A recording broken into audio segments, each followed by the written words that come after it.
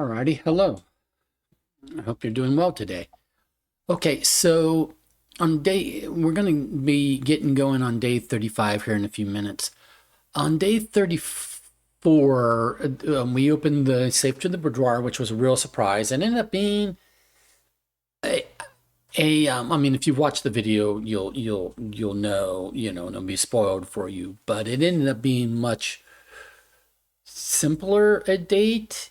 You like than I was giving it credit for. I was like looking for dates in history books and letters and correspondence, and I was thinking it was some date that was personally significant to, like, because it was the boudoir, like the lady of the manor or something, but it was a more generic date, and the clue for the date was actually in the boudoir itself.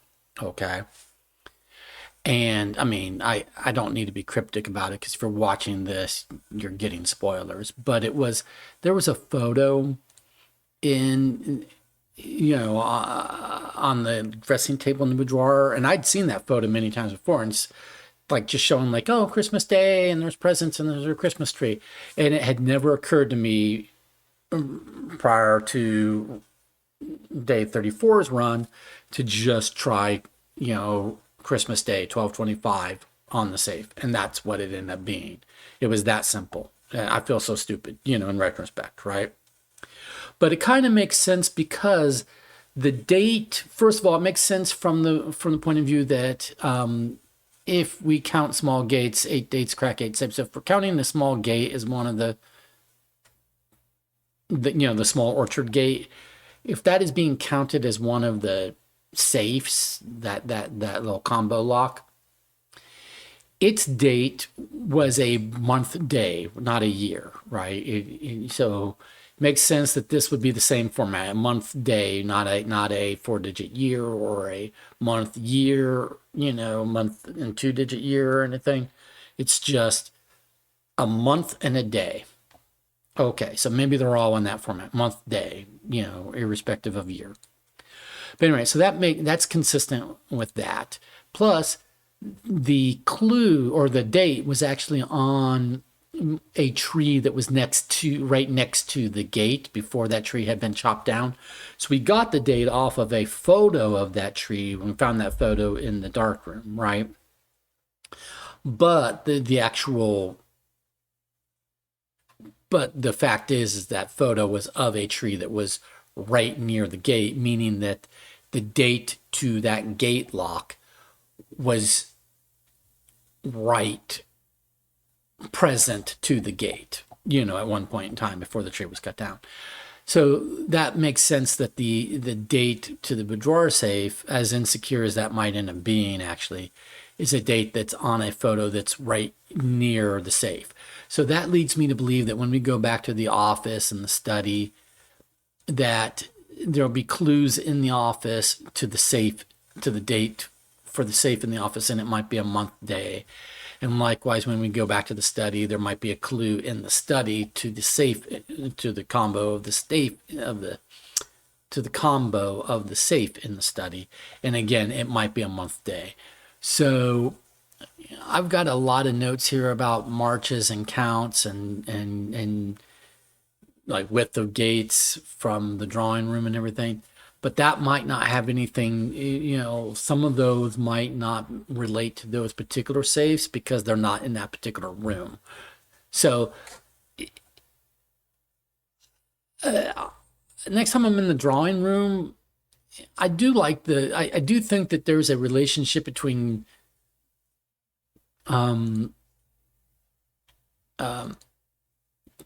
excuse me. I do think there's a relationship between gates and gates, as pointed out in the screenshots we have of a new clue. And since we are looking for more safes, I'm wondering if there's a hidden safe in the drawing room, because I think there's clues in the drawing room that might relate to the combination of a safe. So, but on the supposition that the clues to the combo of a safe should be in the same general room or general area as the safe itself, I've not seen a safe in the drawing room, but I know the safe in the office is like, you have to you have to find a specific, release mechanism that really reveals it from a hidden, bookshelf wall panel. So I'm going to look when I get to the drawing room. I'm going to just see if I missed it and there's some sort of safe there that those pictures and their gates would relate to the safe there as opposed to safes in other rooms like the office or whatever. But so that's something we'll look at. I still don't know what to do with this book code. I mean, I just really wish it was a little more consistently straightforward than it has turned out to be. But I do need to get a copy of a Red Prince and work on that. But what we found, in addition to unlocking the boudoir safe on day 34, which gave us letter number 4, a letter from Daniel. It's letter 4 of 8. We already had 7 of 8 from Caroline. We also managed to return to room 46. And as I had suspected, I didn't know it to be the case, but I had suspected that it could very well be the case, and it did turn out to be the case, that although the first time we went to room 46, it immediately just gave us a cut scene and title sequence and ended the day. When we returned to room 46, it didn't do that because that had already been done to us or done for us, right? We'd already have inherited the estate. Now we're no longer, competing for that objective. It actually gave us a room that we could explore. So I took screenshots of significant things, so like family crest. So we know that Sinclair and Epson, they got together and they produced the Marigold crest, right? And then Marigold got together with whomever. Well, I say whomever, but probably Jones, because this was a woman.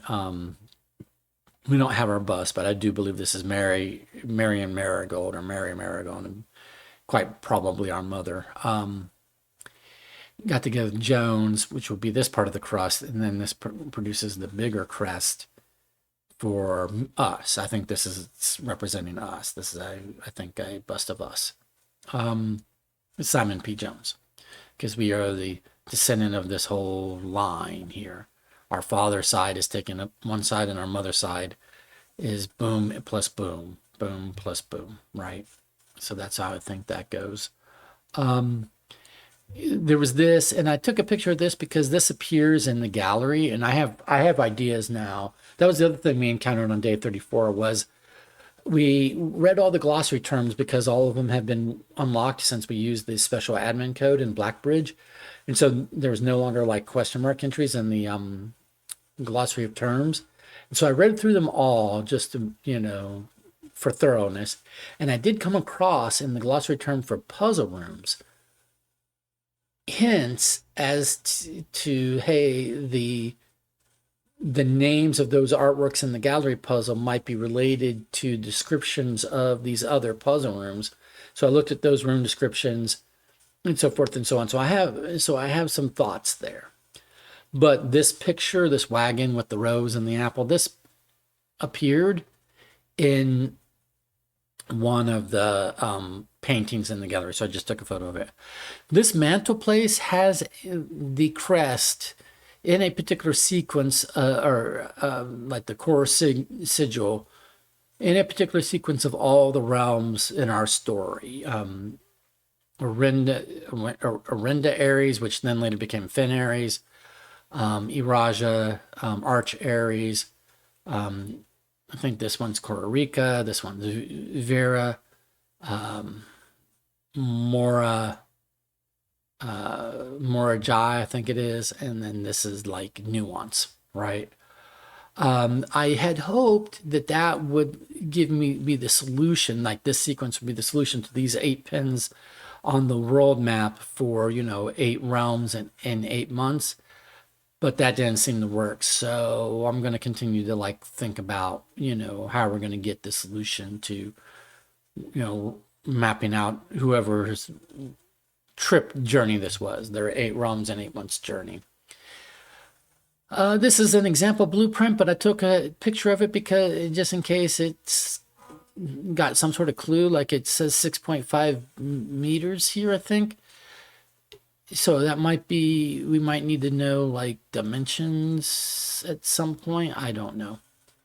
And this is a poem telling us where we can find the keys to the sanctum. Now, we did pick up the first key in room 46. The first key found here on the furthest rank. So the first key is in to the first of these doors.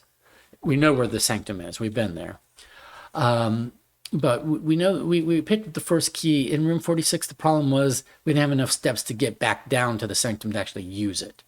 So I need to go back to room 46 just to get the sanctum key, if nothing else, to then go back with enough steps to then go back down to the sanctum and use that key. Since I don't get to keep items from day to day unless I, go shenanigans to do so, like code check it and I don't think I had the opportunity to code check it.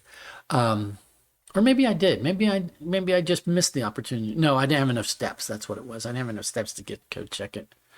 And then we have this note.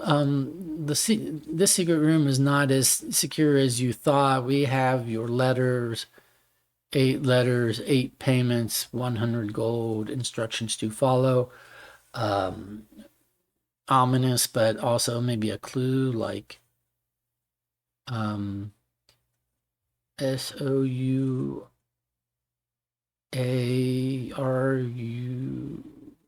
I don't know. I don't know. Like, I don't know if these letters can be re-put back together, like C and then RT letters go. I don't know. So it's like a kind of a puzzle that we could work on, I think. Anyway, those are just some thoughts. We did encounter also a few more classrooms, or 2 more classrooms. Classroom 5, which was just art, which I took the pictures, but it seemed to be telling us how to do the whole one letter difference between 2 different pictures, which we already solved that to get the message across the rooms. And then we had this history worksheet, which we worked out the answers to, but I don't know what we need this for, but I've got it. So what we have left are classrooms. This is 5 and 6. What we have left are 7 and 8, but in order to get 7 and 8, we will have to have a day where we get all 8 classrooms and have a schoolhouse in the outbuilding, and then get all 8 classrooms drafted in a single day, which might be a little bit of a challenge to do. But anyway, that's just catching you up. Let's get started on day 35.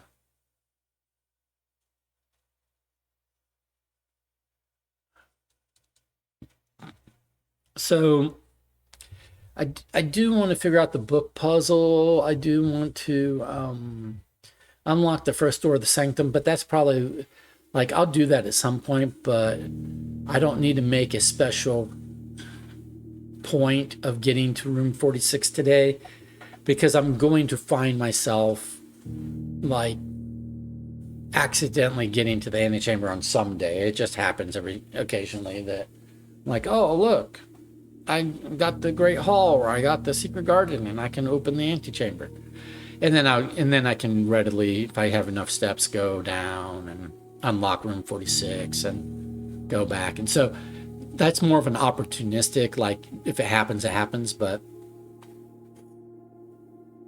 I don't know that I need anything out of that first sanctum room. Maybe I do, but I've got other puzzles to work on, like other safes and that book message, and I still have to figure out what the music sheet message means, even though I've got it decoded. So I've got things to work on without, dedicating an entire day getting to room 46, now that I've been back to room 46 and seen that there are puzzles given there for us to work on.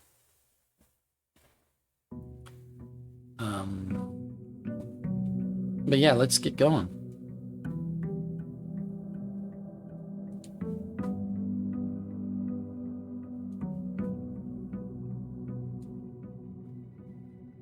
Alrighty.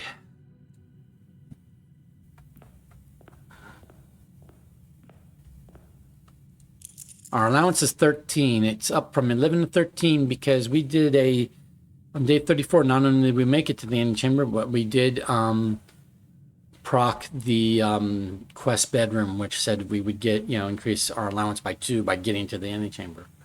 So an allowance of 13 is pretty good start. Let's go choose our outbuilding for the day. We only have 70 steps today, as opposed to we don't have 90 because we didn't draft a sauna. So that's going to inform some of our choices.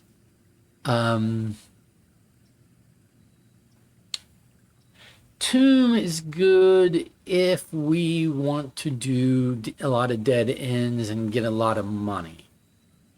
I don't know that we need a lot of money at the moment. There are things to be bought in the showroom, and I don't know if things can be bought at the trophy room or if it's just a display of our trophies. There are things that can be bought in the gift shop. So do I want to make it a money-focused day? Protection from red rooms is good. And we could start our lab experiment because we could go down here and just start our lab experiment before we even enter the house, and that's good. Or we can start the day with 2 special items. But you know what? I think I'm going to go ahead and do the shelter. I like starting the lab experiment early, for one. And secondly, protection from the first 3 red rooms. Those red rooms can have like the gymnasium and the weight room have, and this, it also gives us a gem. This has always been letter 7, so I don't need to keep redoing that one. But yeah, it gives us a gem. And here's the thing. The weight room and the gymnasium, they would cost us steps if we don't have the protection. But they have 4 doorways, so they're useful rooms to draft. And the chapel gives us 3 doorways and costs us money. So if we can use red rooms to our advantage because they have extra doorways and things, now that we are protected from the first 3 of those today. If we can get furnace and freezer together, that would be another objective, for today possibly. But regardless. Okay, our current is 0.012 or something like that, or 0.09 today. Okay. But we know that by doing experiments we can raise that. So we're going to log in. And then you see later, if we get the security office or the laboratory, we can terminal back into here and see how our radiation is changing as we proc the lab experiment of the day. But let's go ahead and start a lab experiment for today.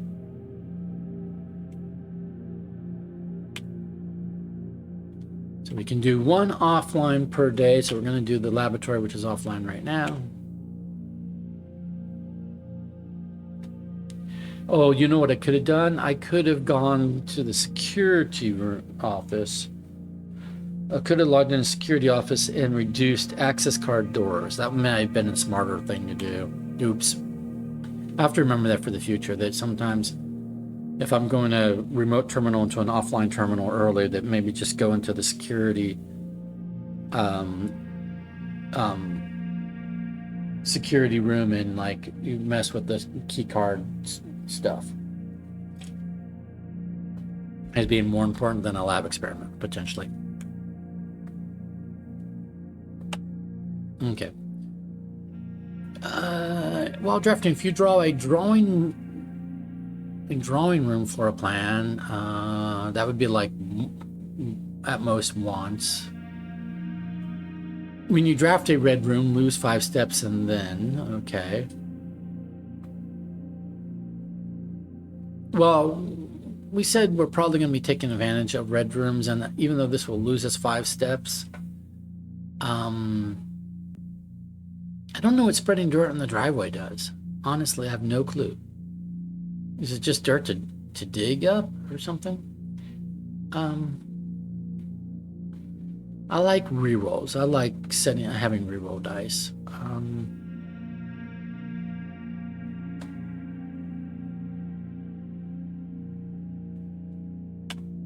All right, that's fine. So we will try to set up a chain of reroll dice today.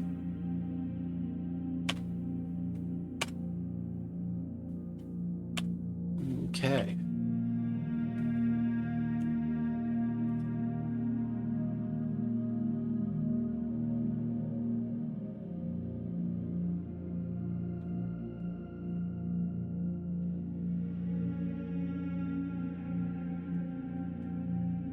I'm just wondering if there's something significant about that picture. It's like everything in this game is significant, but how it's significant is not immediately apparent, right?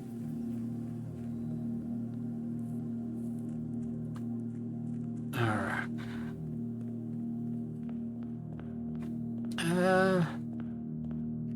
I guess we can start over here.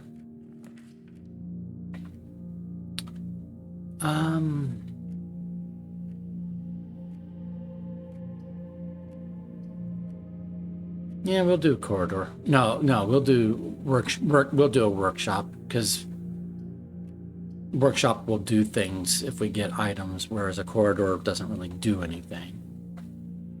And we get it, and workshop gave us an item. It gave us a broken lever, which I think is only useful combinable with other items here, which we don't have at the moment. We have nothing that really combine, we don't have anything to combine at the moment, but that might change in the future. Sometimes there's a dig spot in the workshop, but not today. Not that I have a shovel, but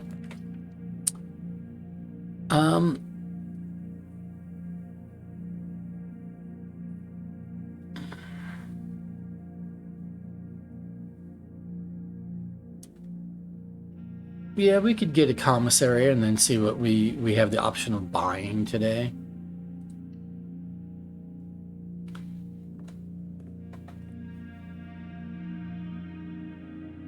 Not sure why we got that reroll die, honestly.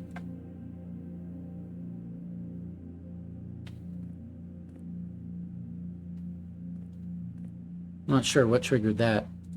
Okay, so we could get a shovel, we could get gems. So let's go ahead and get a shovel.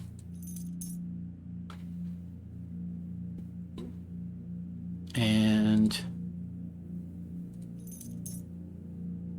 we're gonna buy some gems. I know I will need keys. I'm hoping to find some more money. I can come back and buy keys, but keys are better bought at the locksmith than they are here. Whereas gems, if they can be bought at all, basically can only be bought here. But we have a shovel, so I don't think the shelter had a dig spot today. Sometimes I think it does, but today I don't think it did. So I don't think we have any dig spot at the moment. I'm not going to quest bedroom because I'm not really trying to get to the antechamber today, and I don't want a dead end. So we're going to spare bedroom. I could do this.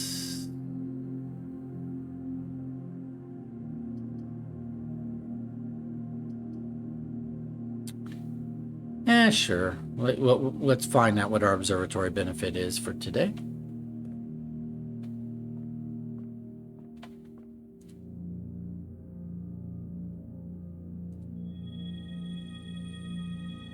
Green rooms are more likely to contain special flowers today. I don't know what that means. I don't know what those special flowers are. But anyway, and we get a key. So I basically traded a gem for a key in my perspective of things. You might disagree. You might be like, oh, the flowers in the green room, that's the big deal. That's a huge deal. And I'm like, because you do have to get up to 20 stars in order to get that benefit. So it must be a good benefit, I guess. I just don't know what those flowers are, and therefore I don't know how amazingly awesome that benefit is. And you're all like screaming at me, it's a really good one. It's a really good one. I'm like, okay, I just don't know.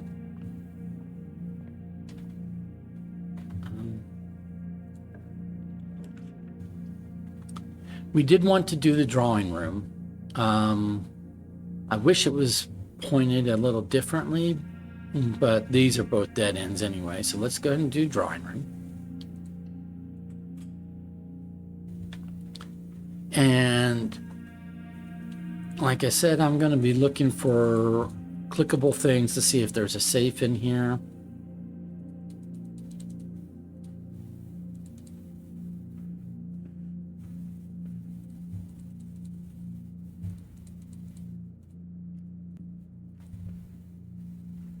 Like maybe behind one of these portraits. Just like clicking all the things. Is this? No, that's not a safe. Not there. Not here. We don't really have the option sitting there. Is there?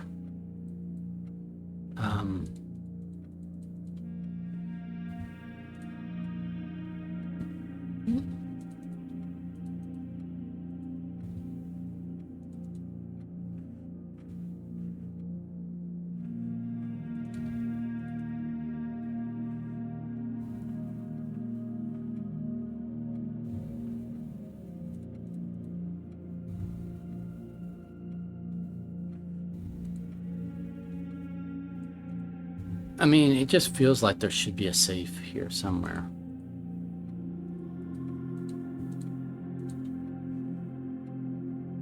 Oh. When I was clicking down here, nothing. When I go like this, and it's not doing it to this one. Okay. That's interesting. Yeah, it makes a hand. Ah. There we go. Huh, ask and you shall receive. Now, why would I know to do that other than just clicking everything?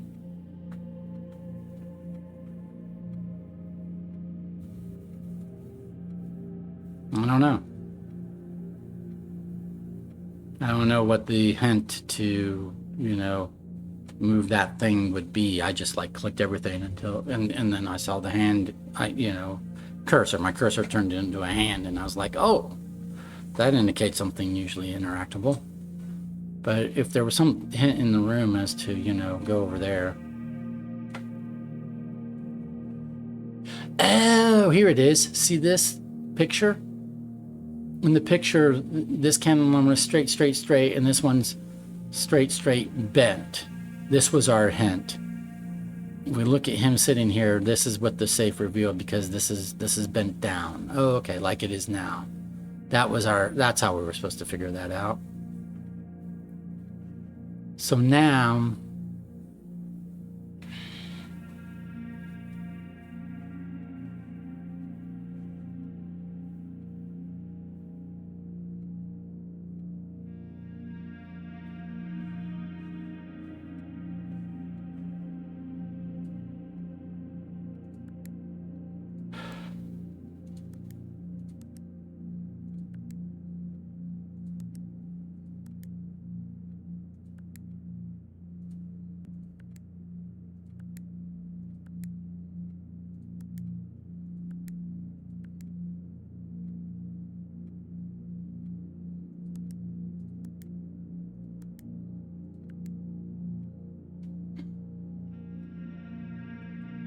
okay, so there's a safe in this room, so there should be hints in this room. One of our hints is if we count small gates, right? And so I've already counted that there's like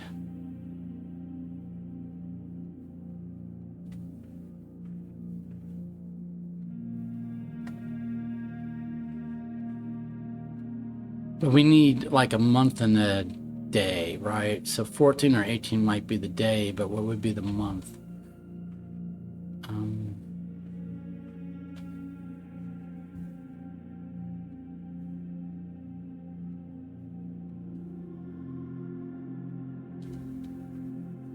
Well, there's this guy.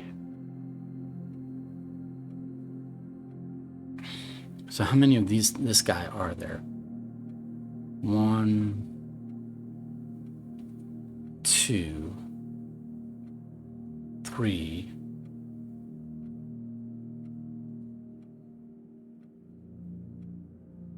4, 5, 6, 7,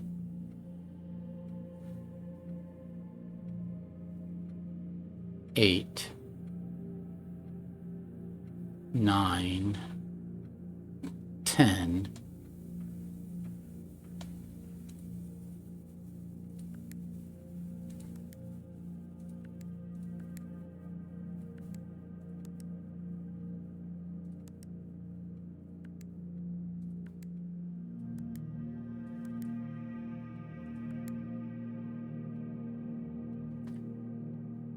I don't know.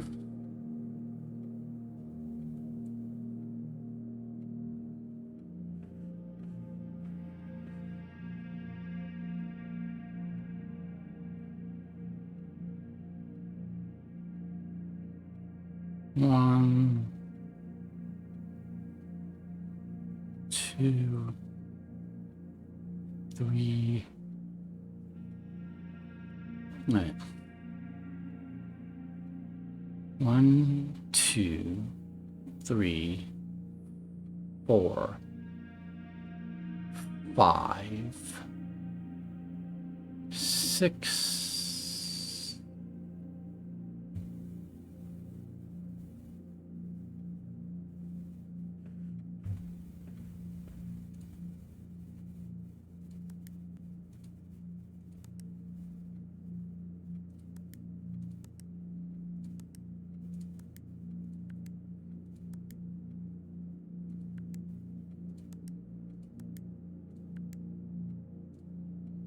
Huh.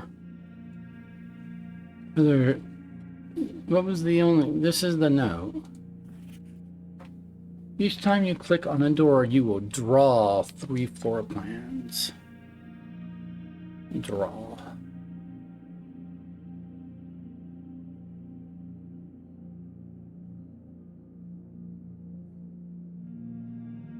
Redraw.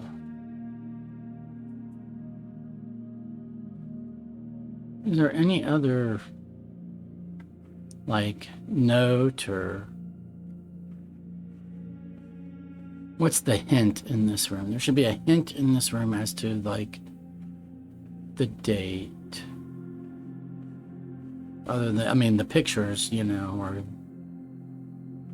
meaningful on the walls, but anything else?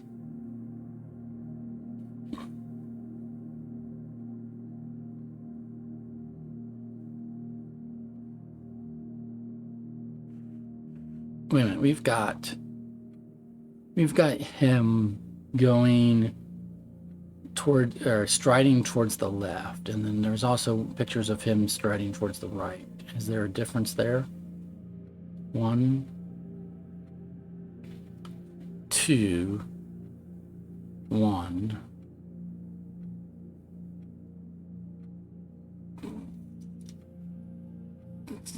Three, 1 plus another 4, so 3, 5.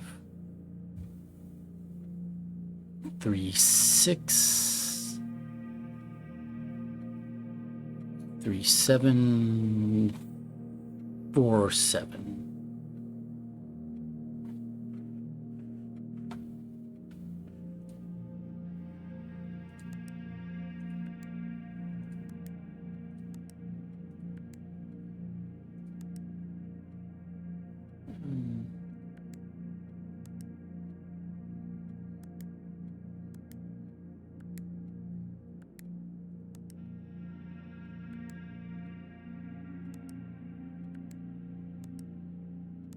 Huh.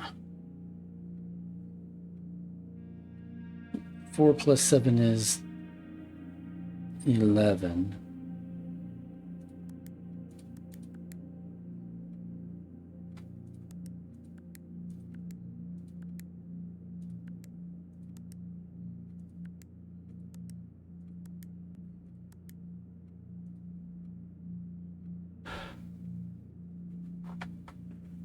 if we count small gates,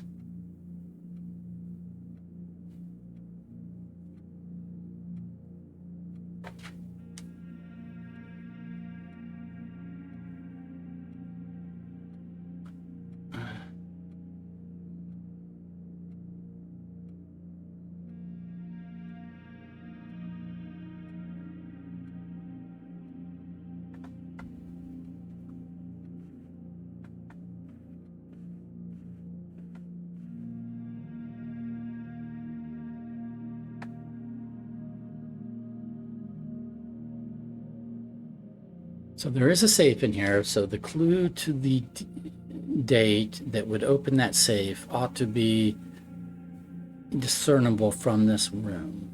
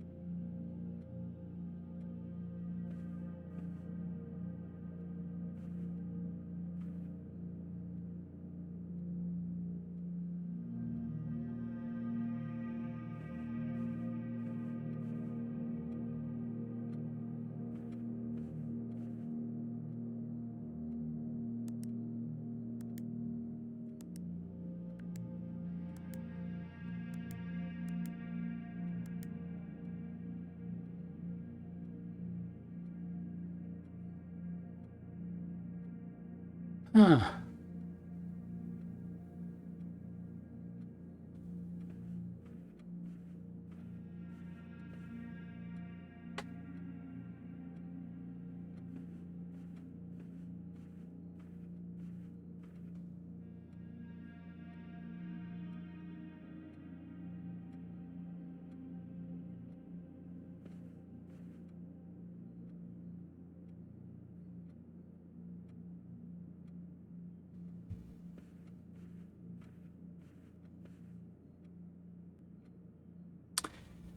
I'm wondering, is there significance to these marks right here, like up this side?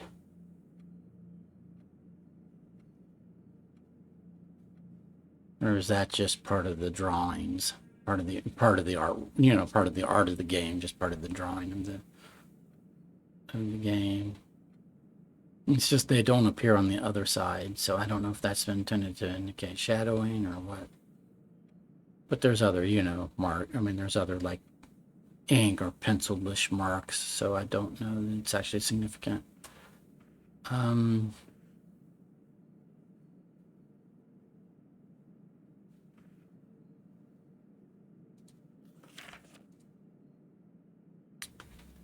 Well, how many of these total are there? 1, 2, 3, 4, 5, 6, 7, 8, 9, 10, 11, 12, 13.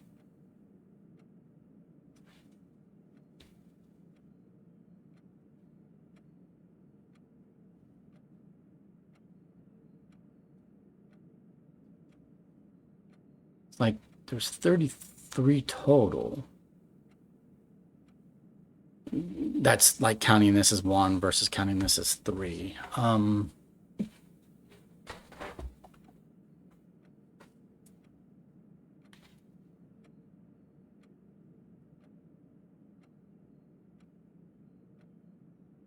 Well, we could split up the small gates that way. So 1, 2. 2 over 3. 3, 4. 4 over 3. 4 over 6.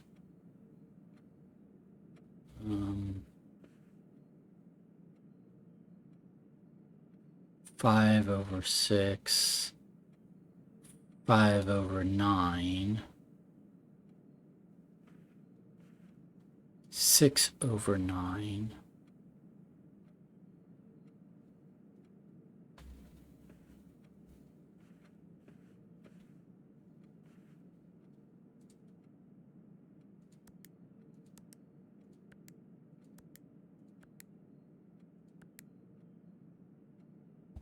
Uh,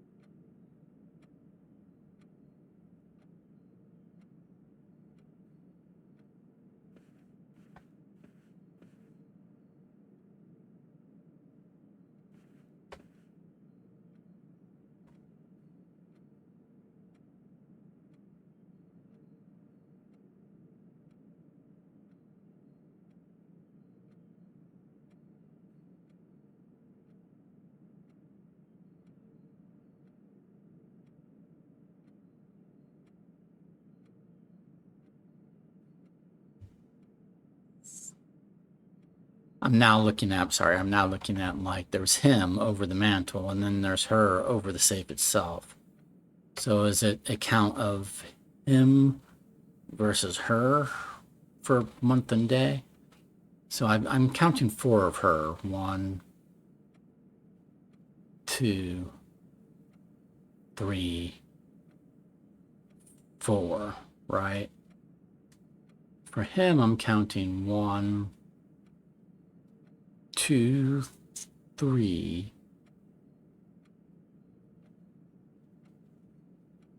4, 5, 6, 7, 8, 9, 10, 11.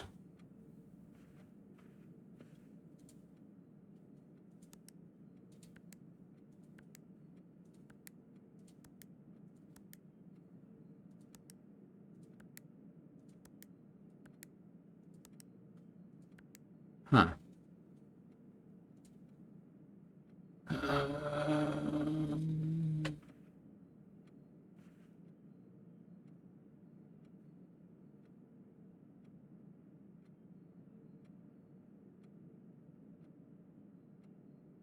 One, two.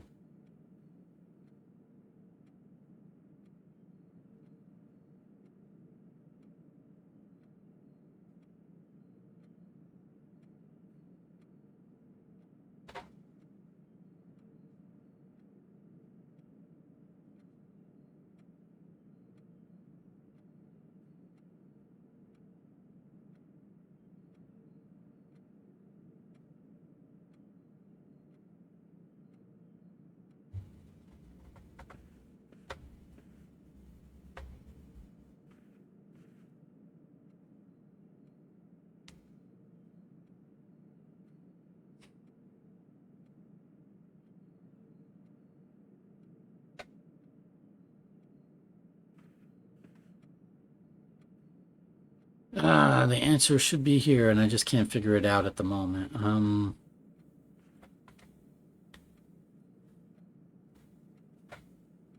But at least now I know there's a safe here in the drawing room, and therefore these pictures, however they're decoded, is a combination for this safe, not for a safe in some other room. That's what I can deduce.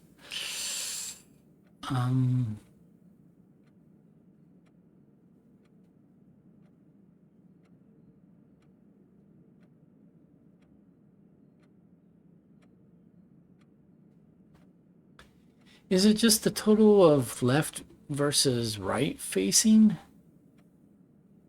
Okay, so 1, 2. 2, 3, 4, 5, 6 over 1, 2, 3, 4. 6 over 4. 7, 8, 9.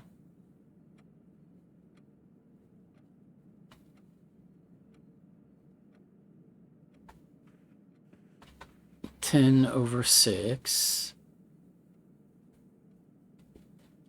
11, 12. Wait a minute. I lost track of what I'm doing. 1, 2, 3, 4, 5 over 4. So facing left over facing right. Okay. 1, 2, 3, 4, 5 over 4.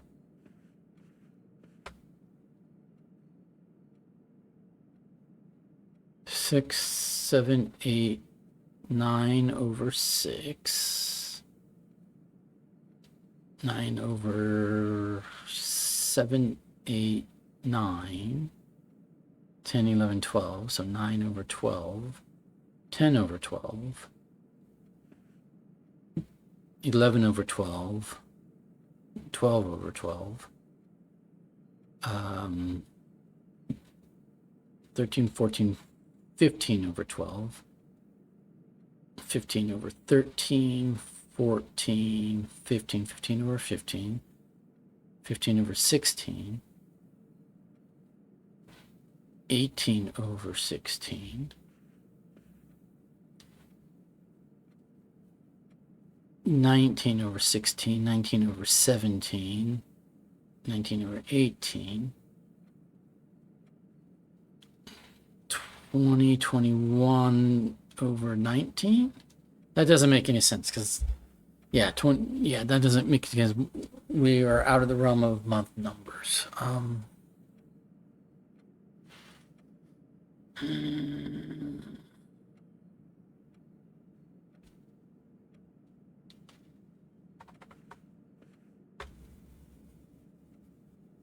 There's only 1, 2, 3, 4, 5 horses, right? There's 5 horses.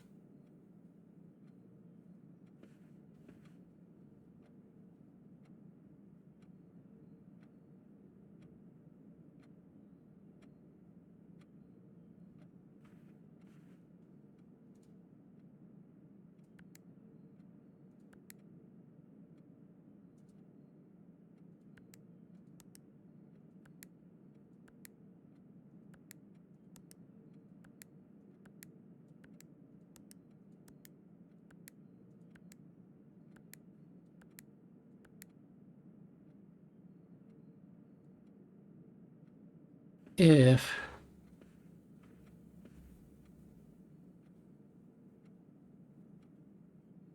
we divide all of this into long versus short stride? Is that what it is? Or like, are there only 2 stride sizes? I mean, I don't think a man stride is as long as a horse's, but, you know, let's pretend there's just longs and shorts, okay? That there aren't any medium strides. So then that's 1, 2, 3, 4, 5, 6, 7, 8, 9, 10, 11, 12, 13, 14, 15, 16, 17, 18. That's like 18 versus 18. That doesn't help. I mean, I'll try.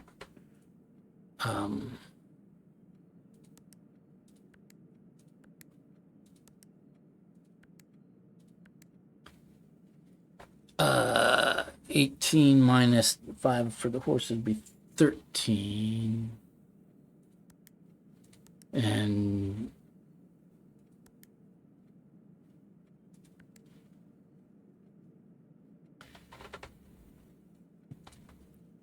is it long guy strides versus short guy strides? One, did I do that already? 2, 3.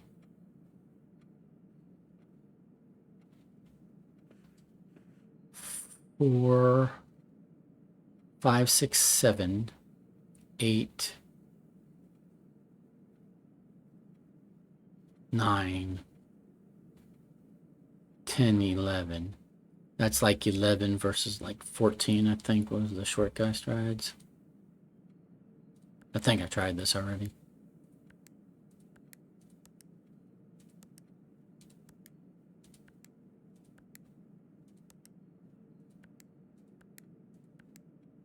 Huh.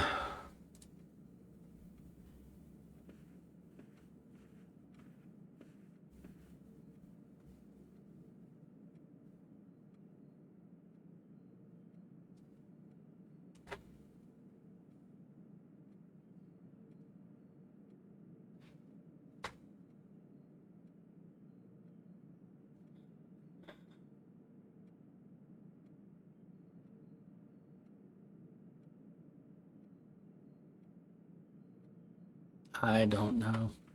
Okay, I'm giving up for now.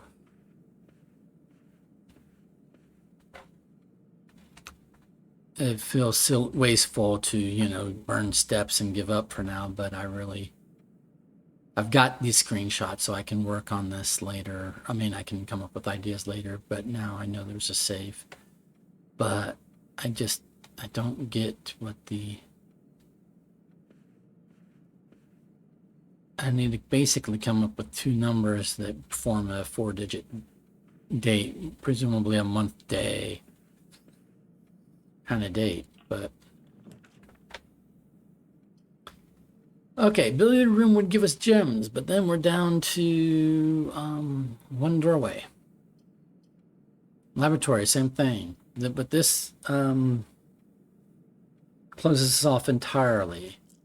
I could redraw, or I could take my 2 gems and just chance this one doorway. No, billiard rooms, not doorways. I mean, not gems. It's key. It's key.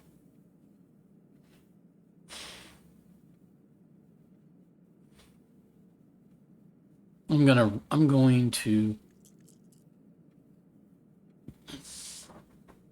redraw. Ah, darn.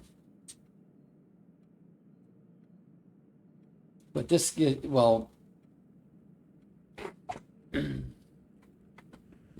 this gives us another doorway at least.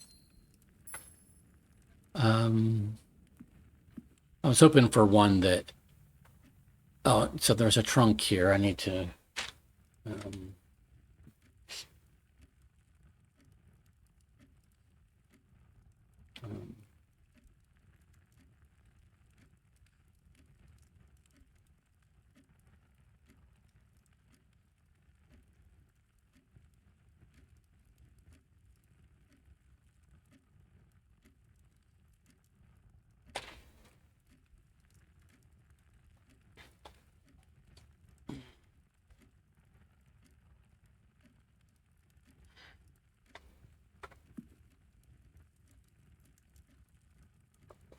I'm not want to use my last key on it.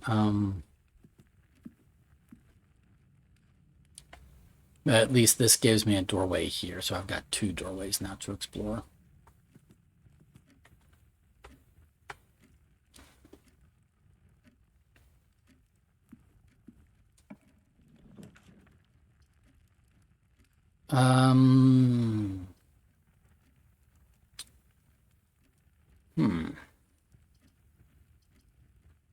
Yeah, I'm gonna spend 2 gems, but just so I have some doorways.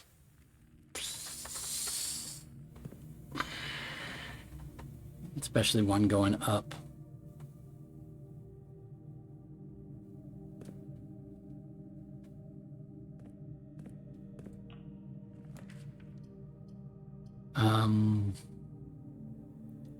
Lab would be my last gem, but I guess I gotta do it. But I won't go there just yet. I'm gonna try to come back down to like here and do this corner, hoping that they don't require gems and might give me gems. I'd like a parlor.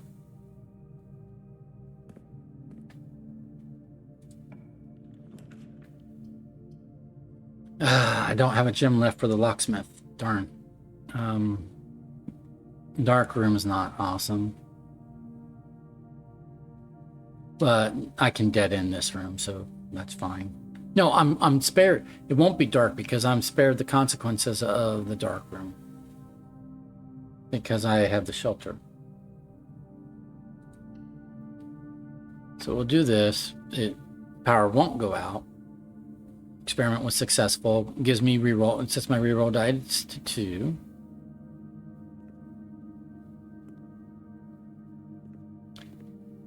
Ah, gem. Nice, nice, nice.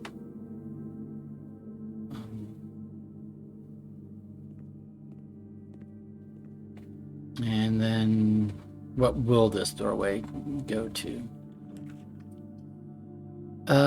Pantry would give us coins. Furnace. We won't be more likely to draw red runes because we are protected from the effect of that. Walk-in closet gives us 4 items, some of which are likely to be gems, but maybe some keys also.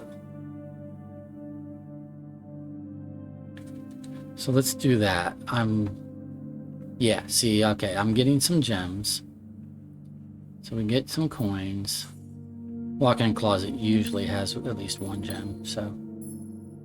And then,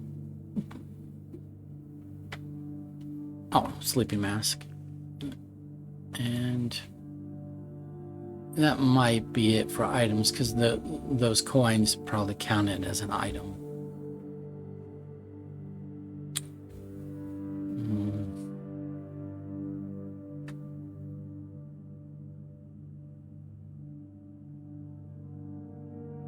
All right.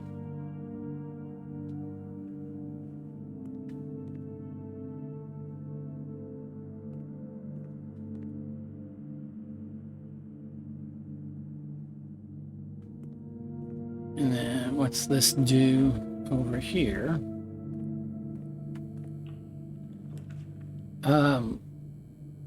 Storeroom. Key. Gem. 10 coin.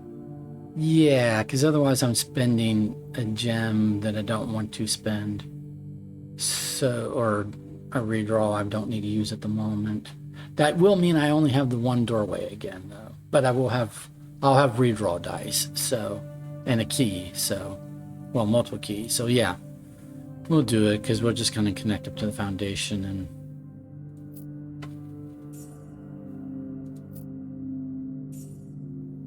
Or at least that's the plan. It gives us a key, another gem. Yes, yes, yes. Nice. I hate having a single doorway, but it happens. Okay, so doing the lab. Is there anything to pick up in the lab? I'm not seeing coins or gem or anything just lying around.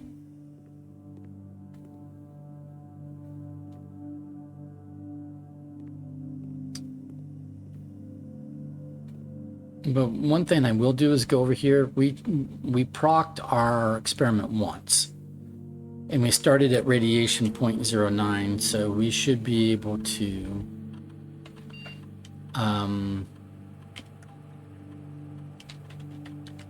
remote into the shelter and see what our current radiation level is.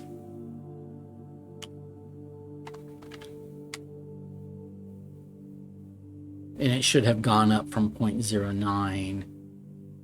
And if we can make it to 12, that's, yeah, 12 is when everything will unlock. So we're going to take the measurement. It was 0.09. It is now, so it's now 1.9. So that's like 1.81. So I'd have to proc it several more times, like a good number of times in order to get up to 12, like more than I'm likely to. So I don't know if we're ever going to trigger that, but you know, good to know.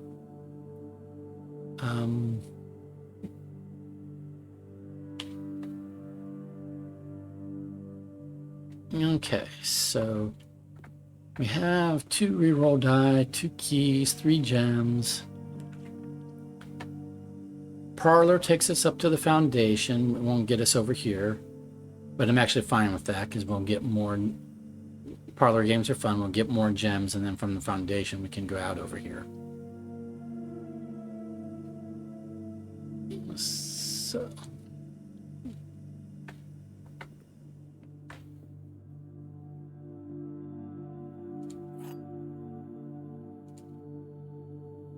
Anything else? No? Okay. We have a shovel. We haven't come across any dig spots, but the foundation will have dig spots. The gems are in this box. That's true or false. The gems are not in this box, which is true or false. The gems are not in the white box. That's either true or false. Okay. So, if this is true, then this would be true because this says the gems are in this box. So if that is true and the gems are only in one box, then the statement the gems are not in this box would also be true. But then the gems are not in the white box would also be true, and all 3 would be true. Well, all 3 it can't be the case that all 3 are true, and it can't be the case that all 3 are false. So this cannot be true. This must be a false statement. So the gems are not in this box. This could be true. If this is true, then the gems would have to be here because because this says they're not in this box, and they wouldn't be able to be in the black box. So if they're by process of elimination, if they can't, we know they can't be there, and if this is true and they're not here, then the gems are here. We should make this a true statement. So then the statements would be true. False, true, true, and that is possible. However, if this is false and this is false, so if the gems are in this box,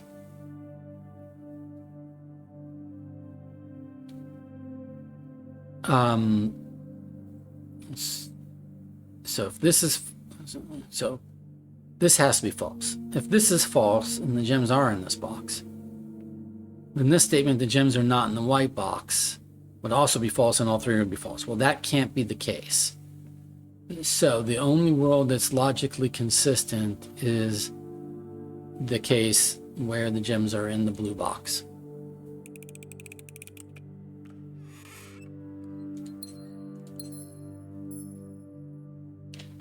Okay, we'll go to the foundation. Even though I have a workshop, I'm not going to worry about getting a metal detector. There wasn't one for sale, so I'm just going to dig up these spots because I can.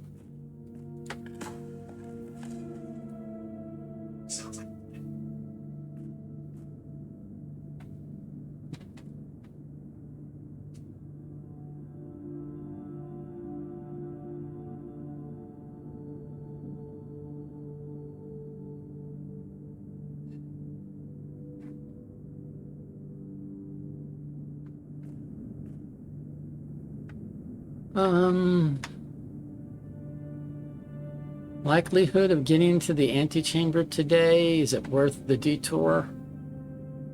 I'm at 44 steps. I will go ahead and burn some steps on unlocking room 46 just in case.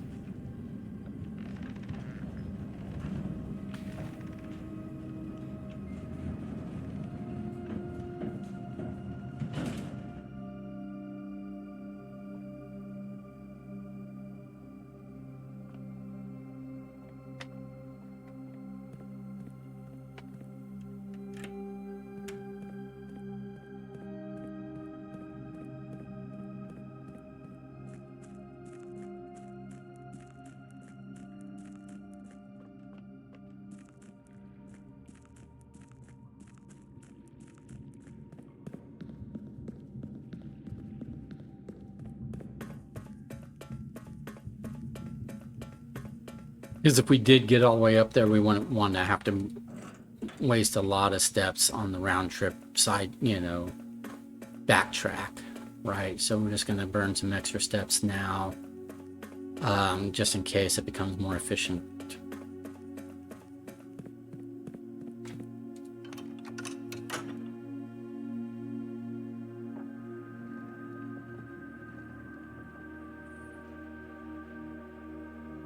And then these doors don't show as locked or anything, but we know that if we get keys, they will be accessible. That's what we've been told.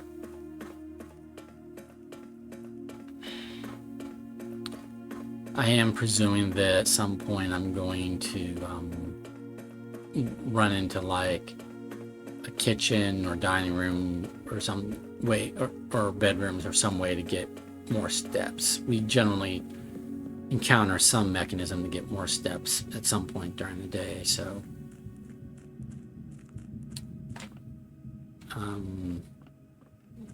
it's a bit of a presumption on my part, but that is the presumption I'm going on, is that although I'm wasting steps on this detour that may never pan out, that it is steps we can gain back.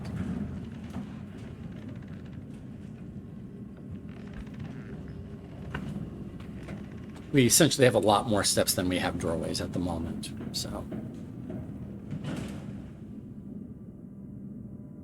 that's the thought. We have a lot more. Okay. That requires an access card. That's not good. Because I did not, I don't have an access card, right? Yeah, I don't. So that means this doorway is not accessible at the moment, so we're just operating off this one doorway. Okay.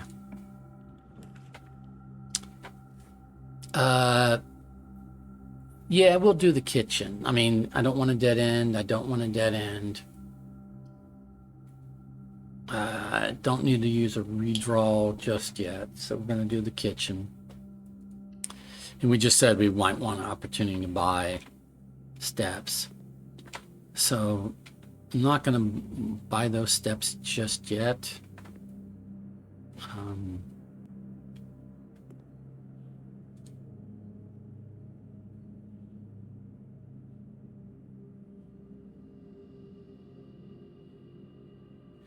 Oh, if we have a furnace, we don't presently have a furnace, but we could end up with a furnace.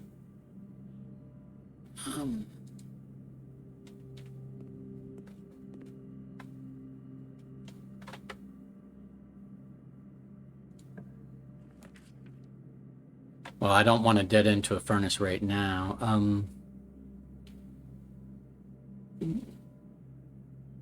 This would take a gem, but it gives us 2 doorways.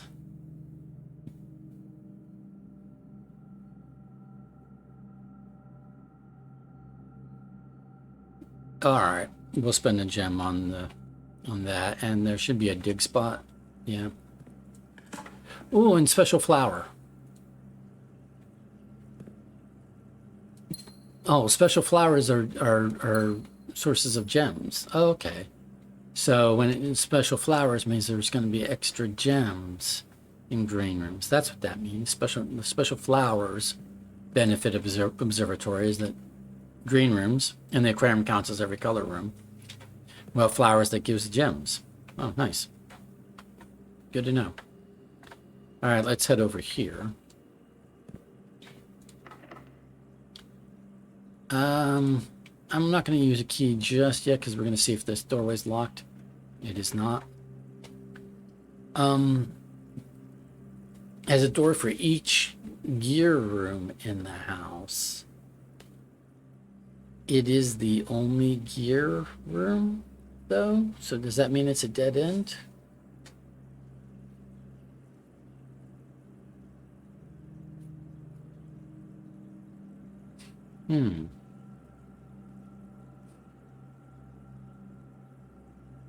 No, I have a workshop, so it should have 2 doorways. I have a laboratory as well. Okay. Okay, I'm blind. I have a workshop, I have a laboratory. Those are both gear rooms. So there should be 3 doorways in the mechanarium. So yeah, let's do the mechanarium. And that gets us past our security door there. And gives us a doorway in the going up direction. Okay.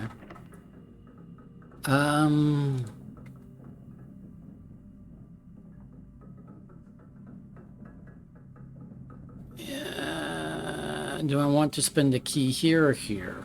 Or both, you know. We'll do it here.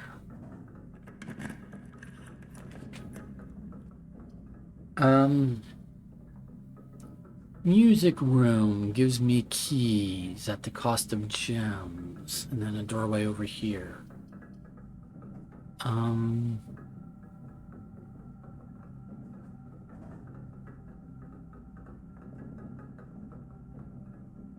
Yeah, I guess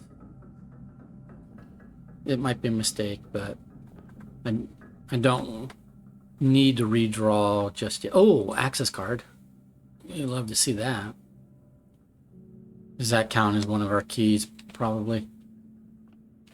I don't know what this denoted inverse. Yeah, I don't know what that. Unless it's just pointing to this puzzle.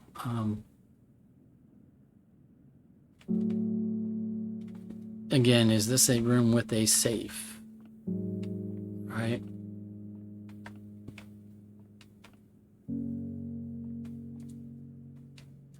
I'm going to go around here and just like click things I probably shouldn't be, you know, having to click, or, you know, that are probably going to be useless to click. But I'm looking for rooms that have safes.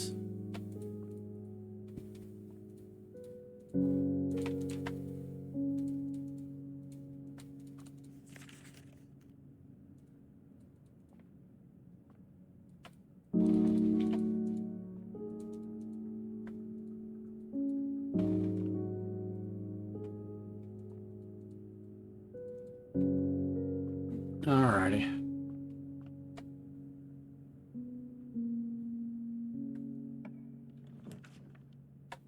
Billiard room, but it's pointing in the wrong direction. Corridor gives me another doorway out over this way. I'm basically not getting to this side of the house at all.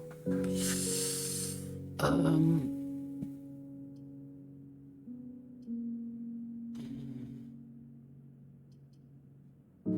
tempted to do a redraw for the simple fact that I want a doorway going that way. Yeah, might as well.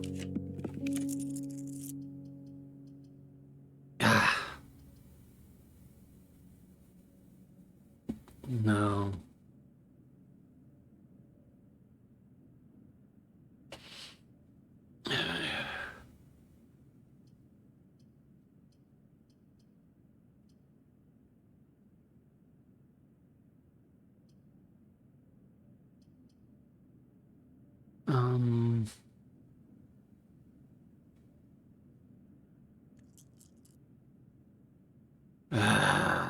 I think I'm gonna redraw again. Oh, there we go. I'm protected from the effects, so gymnasium is what I want. Yeah, gymnasium gives me doorways here and here. Now I will lose 5 steps, but we get reroll dice, which is nice. And I don't care that you're an access card door because I got an access card.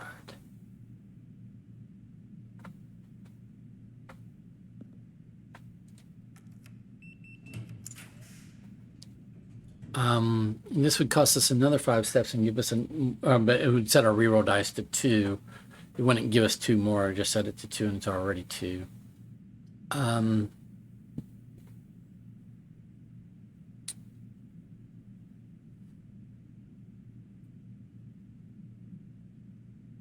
we might be having to buy steps. So if we do the pantry, that gets us down here.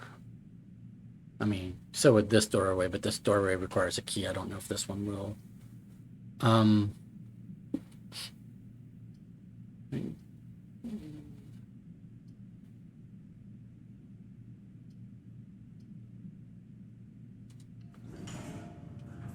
right, let's see.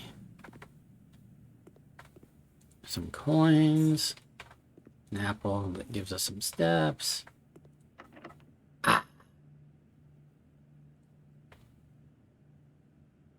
I'm not going to spend the key here or here. I'm going to try to head up. Better rewards for, you know, higher tier rooms. Plus, I want to try to get back around to this side. All right. Cloister. Costs all 3 gems, but gives me a bunch of doorways. It would give me dig spots, but I don't know how to access the cloister center area.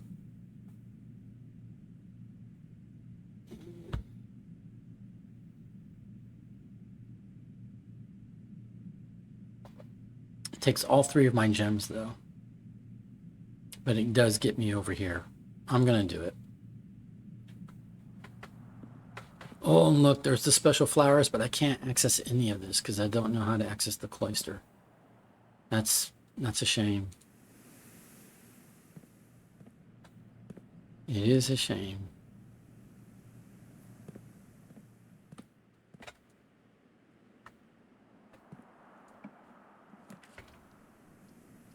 I don't have gems, so I can't do either of these. This is a dead end, but is this where the Red Prince book is? I don't want to dead end. I want to get over to this side of the house.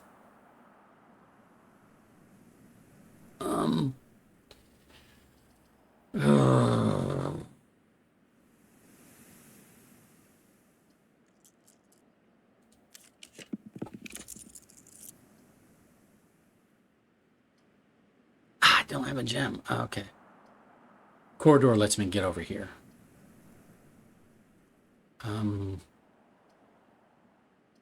Yeah. I don't think I have a reason to go back to the boudoir.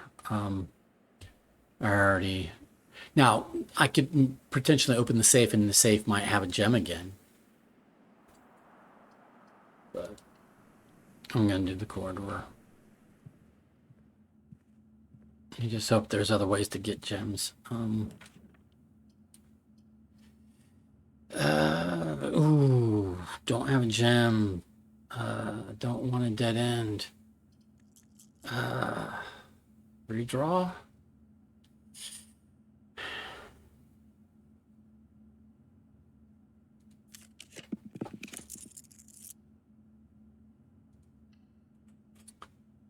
I don't like not having gems.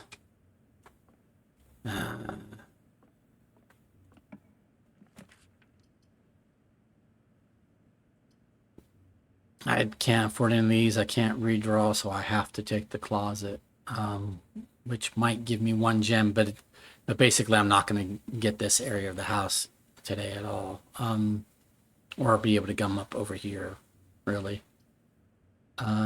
Ooh, if I had 2 gems, Oh, look, trophy room, if you can get in, gives you 8 gems. So if you can pay the 5 to get in, you would net 3 from that. Ooh.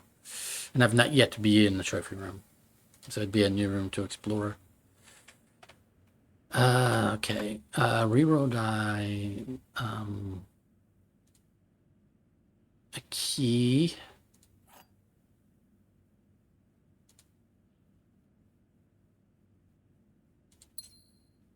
Jim, we're getting 4 items because we did this.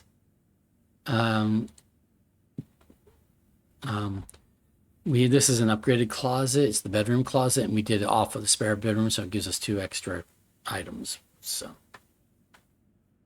that's the upside of that.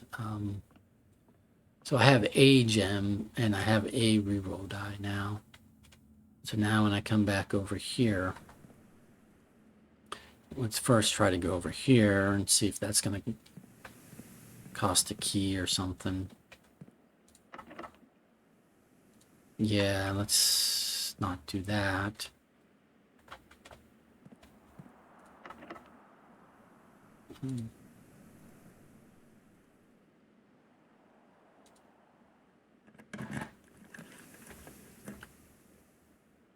This would be our third red room.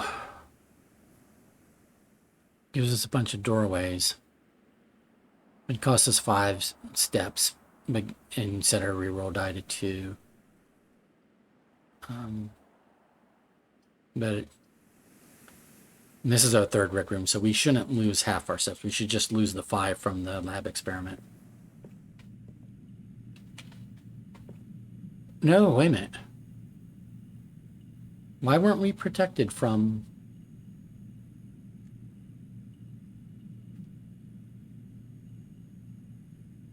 Why weren't we protected? Oh, the aquarium counted as a red room. Shoot, that was bad math. Oh, well, I'm going to run out of steps. The aquarium counted as a red room. So it's 1, 2, 3, and then I'm no longer protected. Oh, I should have picked the chapel.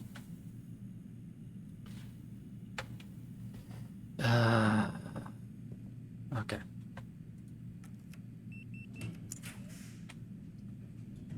I'm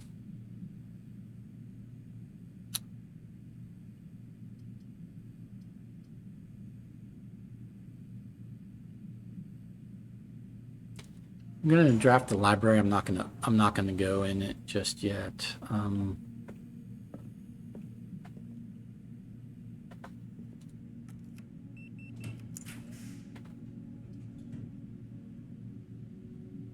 Hallway gives a key and moves over to here, so we like that.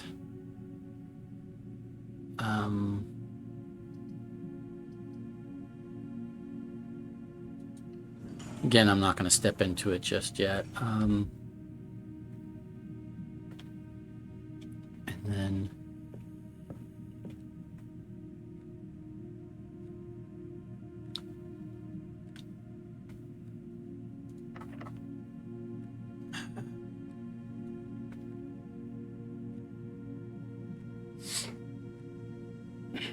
I haven't seen the dining room. If I could get a dining room, I could get some more steps, but as it is, I've got 9 steps. 1, 2, 3, 4, 5, 6. I could get to the kitchen and buy more steps. Could I buy enough steps to be worth it though?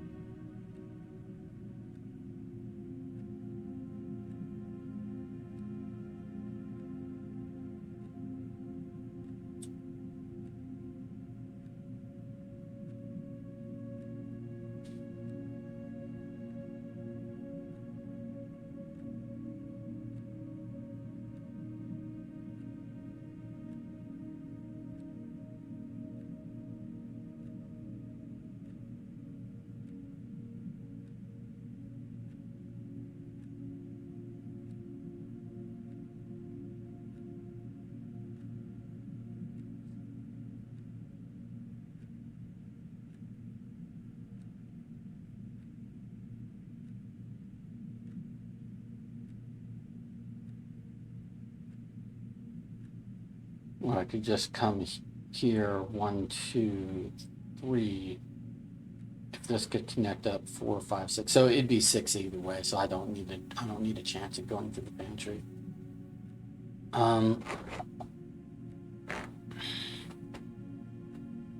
We've only got 2 remaining keys, so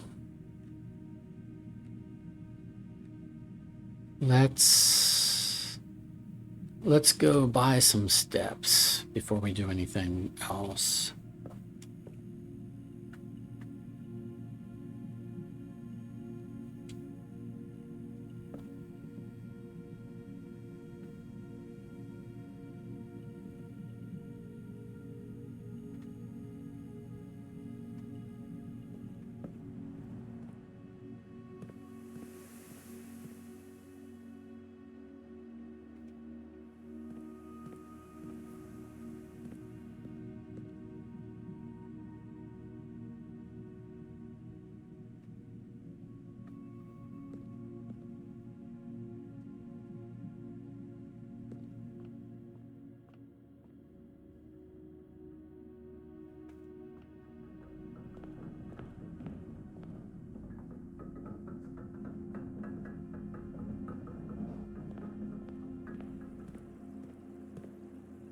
Yeah, I didn't even notice. I'm sheltered from the aquarium, but the aquarium doesn't have any negative effect. So that's a waste of a sheltering.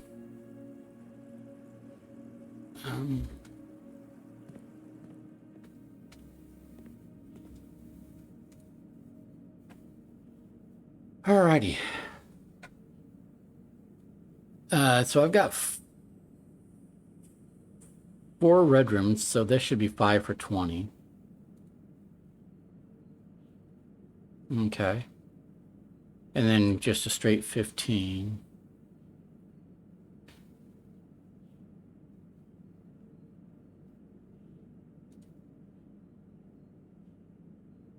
All right, that's plenty of steps, right? So now I have plenty of steps. So do I want to spend my key getting over here?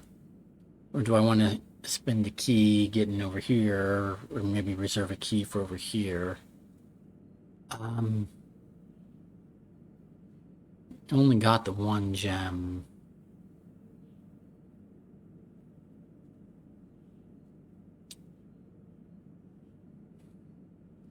We don't know that this is a locked door. We don't know that this is a locked door. So let's go back up to the library. We've got enough steps now. Let's go back up to the library, just try out what we can without using keys. And we'll do that.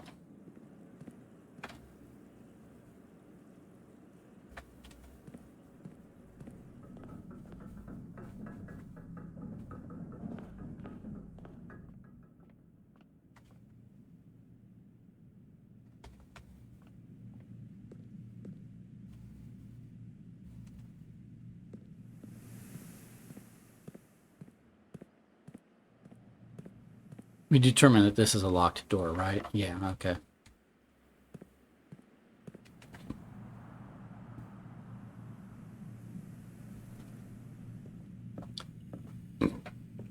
So we have a book to read in the library. So before we do that, I'm just going to go upstairs and clear the upstairs, so that demonstrate that nothing was spawned up here. There generally never is, but okay. And we're going to screenshot, because this should be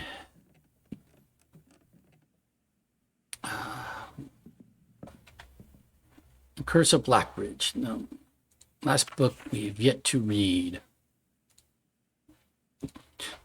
Okay, so we're going to screenshot all of this and I will read it. So The Curse of Blackbridge by Redford Uling. It does not give us a date for the book.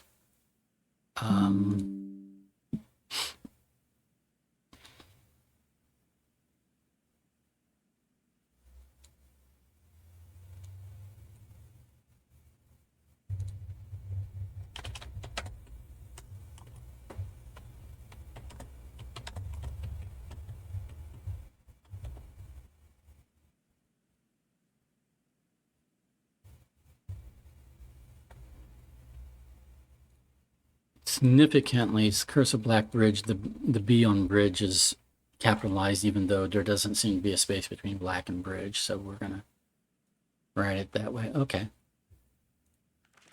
Forward. Oh, and there's apparently a space between the black and bridge. Okay.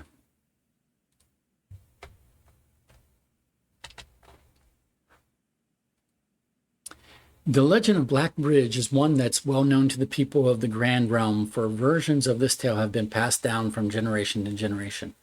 With each new telling, the story has changed, becoming over the years more colorful, more verbose, and as one might expect, increasingly horrifying. However, with so many renditions and unique personal touches, the task of confining and binding this tale to text seemed an ambitious and impossible challenge. Over the course of my research, I've heard dozens of variations of the legend, and while the details would often change, I was surprised how much of the story's heart remained the same. Yet the more I listened, the clearer it became that there could never be a definitive version of this tale capable of capturing all the wonder and myth of Blackbridge. In the end, I chose to write down what felt most authentic, the story my grandmother told me as a boy long ago.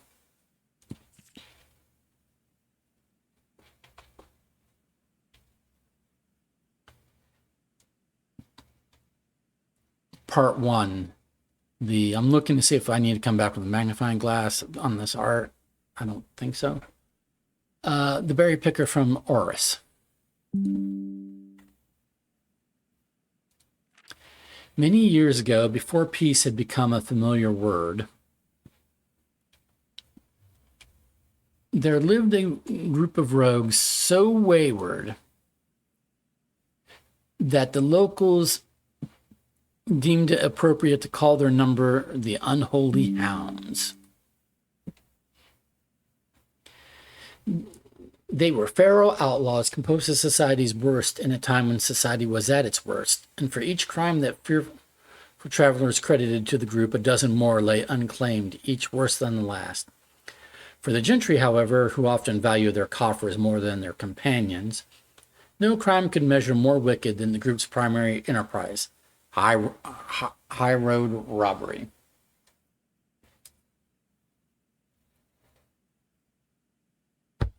I wonder how high road robbery differs from highway robbery, but regardless. One such member of this so-called band of rogues was a boy of 13 years, Jesper, who had not been lucky in life, having lost 2 brothers to war and parents to famine.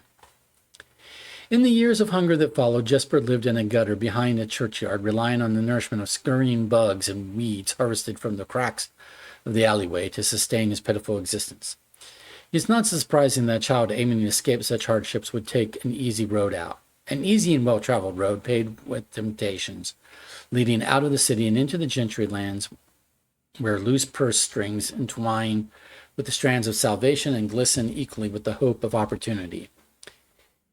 It was this road that eventually led Jesper to the end of his youth, a hidden cave at the bottom of Blackbridge Canyon. It was here that he met his surrogate family in Savior, the notorious gang of godless outlaws known as the Unholy Hounds.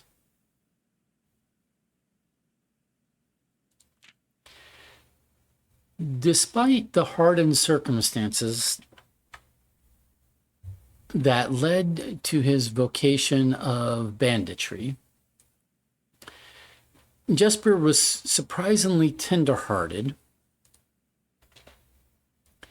and was often teased by the group for being too kind for such an ignoble life. For this reason, Jesper was assigned the innocent role of berry picker. It was not just innocence that set berry picking apart from the gang's more wicked undertakings, for it was the only duty performed without the safety of night's concealment. Jesper, no stranger to solitude, did not protest that he alone worked while the others slept soundly, tucked away in the cave at the bottom of Blackbridge Canyon. On one such occasion, Jesper decided to get an early start. He left the cave, berry basket in hand, and set out into the woods before the morning sun had even brushed against the tallest treetops. It was colder in the mornings, but the headway dawn afforded meant Jesper could reach the furthermost berry patches without worry of being chastised for carrying upon his return.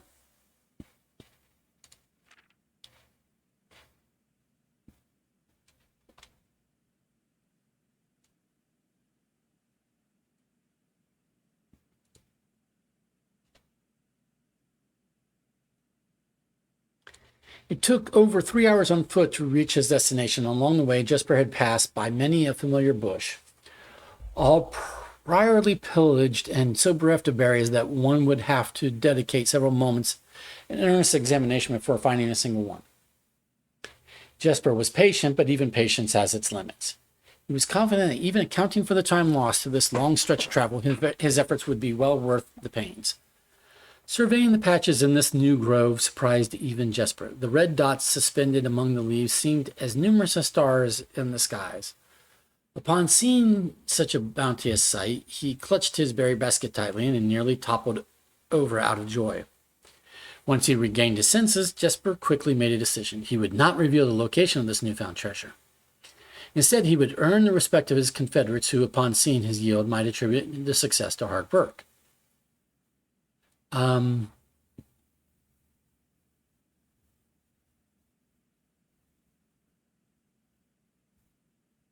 Smiling at his plan, Jesper set off to fill his basket and was making steady strides in this task when the sound of thundering hooves interrupted him.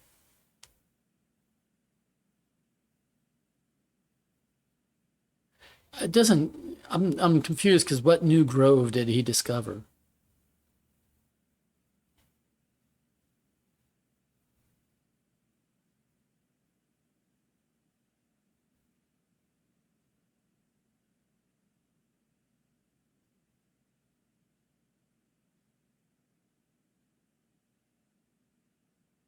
Okay. A carriage. A carriage is approaching. The thought of it made Jesper freeze. One moment. I'm taking screenshots.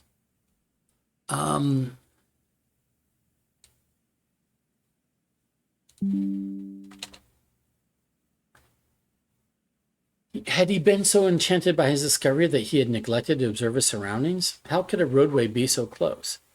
He ducked down and crept toward the impending sound, hiding behind one of the larger bushes nearby.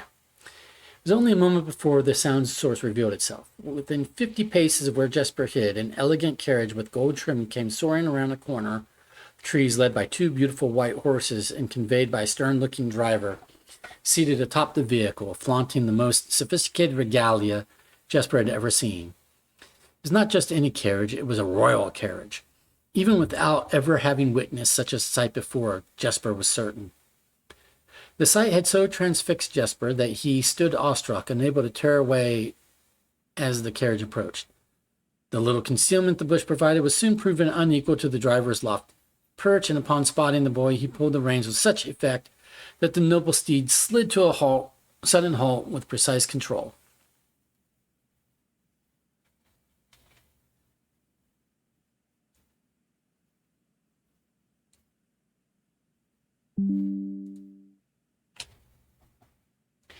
You, boy, get out from behind that bush, he shouted with rigidity that betrayed a modest amount of fear.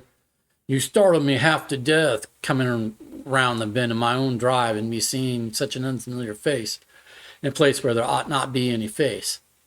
Jesper quickly contemplated running. The man was much older and his dress was suitable for courtly behavior, not dashing through the bramble and mud.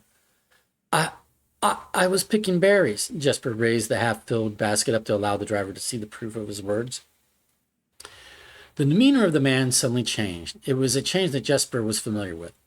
He had many times seen the same stern expressions on the most fiendish bandits melt away when presented with a berry basket.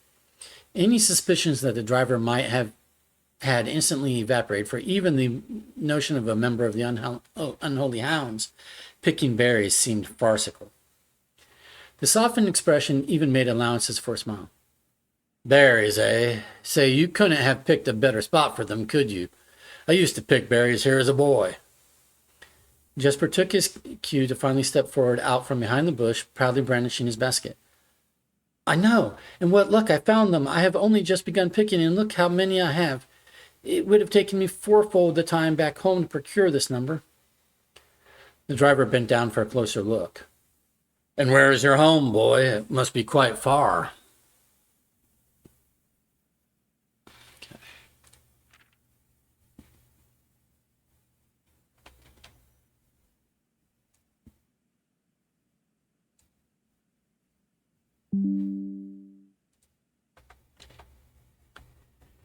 Jesper replied with a scripted response. A little south of Tanner Fork, just past the burnt woods. My God, that is far. You couldn't have come all that way only this morning. It was true. Tanner Fork was in the exact opposite direction that Jesper had traveled. While that response would seem perfectly reasonable in a location closer to Blackbridge Canyon, he could see why it might seem less believable here. Sir, I have traveled much farther for much less profit. I dare say there is no distance yet made by man that would not be worth undertaking for a price such as these. Surely you have tasted them for yourself? Jesper felt happier with this response as it seemed to amplify the man's smile. In my youth, often, but perhaps I took it for granted because I never had to travel very far. And even then, my father would always drive us here in our carriage, so I'm ashamed I'd never had to walk such a stretch to earn an equal reward. It was Jesper's turn to smile. Then let my offer to reward us both today. He raised the basket even higher. A taste and memory of your youth, sir. The driver chuckled. Screenshot.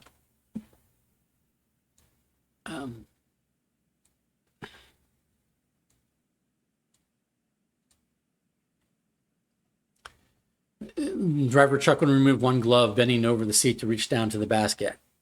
And at the moment his fingers touched the first berry, the dagger in turn met his throat, cutting through a superficial layer of skin and drawing blood. Jesper caught the man's startled eyes. And for that taste, I will have your purse, sir, in memory of my youth. The driver's arm had gone stiff, his chin raised and trembling, more frightened than he had ever been before. Whether unable or incapable of speaking, he did not respond to the boy. Perhaps he did not think his jaw could afford to be engaged at this particular time. Jesper let the basket drop, freeing his other hand to probe the man's pockets. Do not mistake me, sir. I will not kill you if you give me no cause, though I will admit the thought of taking your carriage and leaving you the indignity of walking appeals to me. Unable to find a purse in the man's coat, Jesper pivoted to search the seat under him. Why have you no purse upon your person? The driver slowly raised his hand cautiously, pointing toward the carriage door behind him. Jesper lowered the knife's edge a small degree to allow the man to speak, which he did in turn softly. There's a lockbox in the carriage. Well, come down then and grant me the courtesy of sparing your life and binding your hands. Concession, I assure you, of my tender heart, for it would be much easier to slit your throat. The man started to comply, slowly lowering himself from the driver's seat of the carriage. Once down, Jesper guided him away from the carriage to a nearby tree where he instructed him to get on his knees and put his hands behind his back.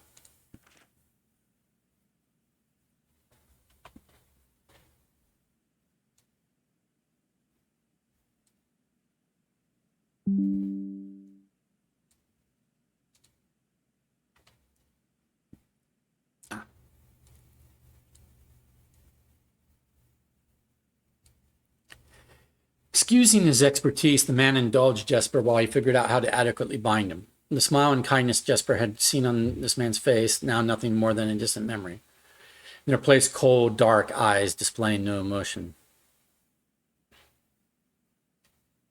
I wonder, should I grant you the same clemency you are showing me? Jesper stopped, surprised. Oh, wait a minute.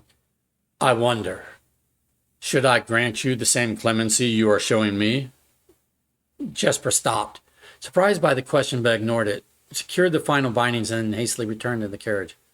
With one hand on the door's handle, he turned back to the man.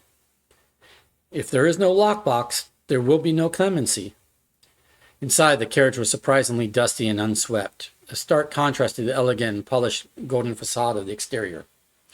It had apparently been many years since the passenger had enjoyed passage in this vehicle. This all but confirmed what Jesper had suspected. The driver of this carriage was not a livered servant in the employ of some greater master.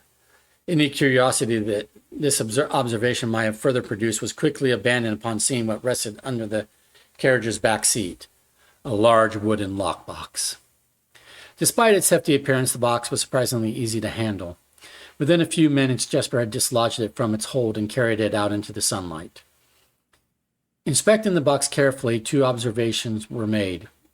Totemic symbols found carved on all four sides of the box hinted the box was very old and likely not created by Arindian hands. It reminded him of artifacts from the old world and was presumably crafted in one of the ancient realms. Secondly, the box was secured by a rusted yet robust padlock and would not open easily without a key. Jesper looked over to see the driver quietly observing from his indentured position. Do you perhaps have a key you can provide me to open this box? Without emotion, the driver replied, There is no key to that box. Jesper stood up. Easy enough, then. He headed over to a nearby rock of sizable dimensions and lifted the stone up, carrying it back to the box. If there was ever a time when that lock had been resistant to brute force, it wasn't recent. With one hit, the stone had completely shattered the rusted lock. He bent back down and opened the lid. Inside was an effigy, a crude figure chiseled from stone. Without too much deliberation, Jesper bent down and picked it up, somewhat surprised how heavy it seemed, given how light the box had felt. Having expected to find something more akin to gold or gems, he looked questioningly to the man, hoping to find an explanation. The driver's smile had once again returned. You are cursed, boy, for deadly is the stone.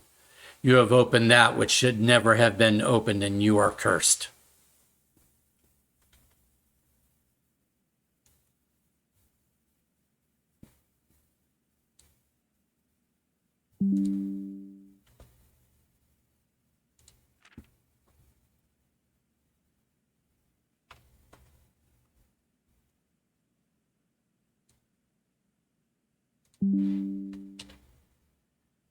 Jesper carried the effigy over to the man and shoved it in front of his face.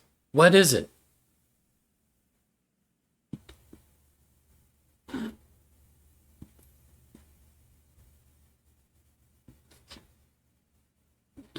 That's one. Feeling his disappointment rise in anger now, Jesper tightened his grip on the effigy. One what, you mumbling agenter? And in God's name, why have you no purse upon your person? The man did not seem intimidated. One pace. He paused for effect. 12 more and you will be dead. He only had a second to flinch before the effigy struck him in the head and put an end to his cryptic ramblings.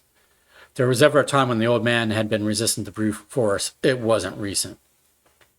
Jesper looked down at the sculpted stone figure, now splattered red. Was it cursed? Was he cursed? He had, of course, heard stories of curses and had never doubted their validity in the past, but now that he was standing face to face with the possibility of being cursed, his mind pleaded with him to be skeptical. And if he was cursed, what difference would the knowledge make? A dozen more paces would not be enough to find another living soul, to say nothing of the chances of procuring a remedy. If he did not move from where he now stood, he could live maybe 3 or 4 days, maybe more given the abundance of nearby berries. A plan that, if we ignore its obvious faults, might provide additional opportunities for help to come along. But what good would that do? To be discovered here,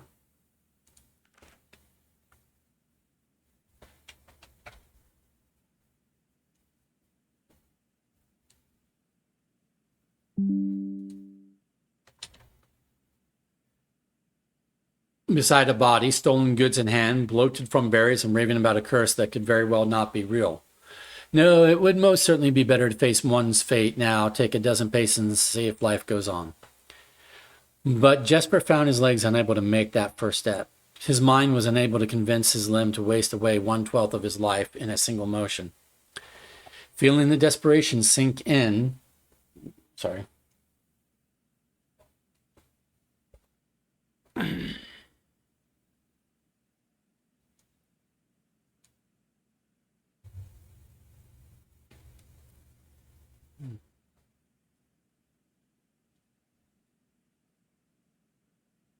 Feeling the desperation sink in, he hopelessly looked about him for a solution. And if, by some stroke of luck, the gods had heard his plea, a miracle materialized before him as if he had found himself suddenly at the end of a fairy tale. 2 white horses in a carriage of golden trim were beside him, the answer to his immediate prayers. He laughed at his fortune and calculated the short number of paces back to the road. 4. Perhaps only 3 if he jumped. He made a quick survey to see if there was anything he wished to grab before taking the plunge. He thought about removing the driver's fancy coat as he appeared to be of some value. But the additional risk of undertaking such a task too great to chance. And so after a profound breath, he took his second, third, and fourth steps, though they were quite large. Seated now behind the horses, he reached for the reins and suddenly realized that he was still gripping the effigy. If the curse was real, then it would most certainly be better left here. If, on the other hand, the story was fictitious, there might be some appraisal that could be made of the figure. It was, after all, found within a lockbox, whose typical function often secures objects of value. Having witnessed firsthand the horrors of destitution, Jesper found his mind equally reluctant to allow his hand let go. If it is cursed, I die. If not today, then tomorrow. And if I die, what care have I? With that statement said aloud, to the horses seemingly, Jesper took up the reins with confidence.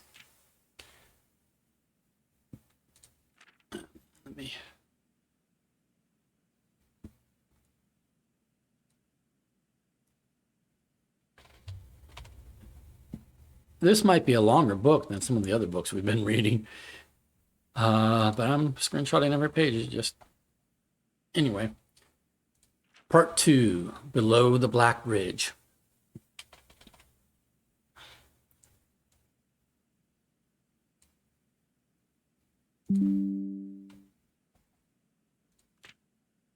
Miller awoke to some light nudging from a familiar foot. Only one person would have the cheek to awaken her in such ill-mannered fashion. Shaking the sleep from her eyes, she glared up at him in the darkness, but did not say a word. He nudged her again teasingly, then stepped back into the dim. After taking a moment for her eyes to adjust to the darkness of the cave, Miller remembered. She was on third watch today. Quietly collecting her things and wits, Miller returned as she left, waving to her young friend who was more than likely already asleep. She crept through the cavern's main passage, careful to not wake the sleeping bandits around her. Like a hero in a book, she often mused. Quietly, she grabbed a bow from the haphazardly formed pile of weapons, shaking the accompanying quiver in the darkness to assess how many arrows it held. She then walked toward the sun-drenched mouth of the cavern, ready to start her shift.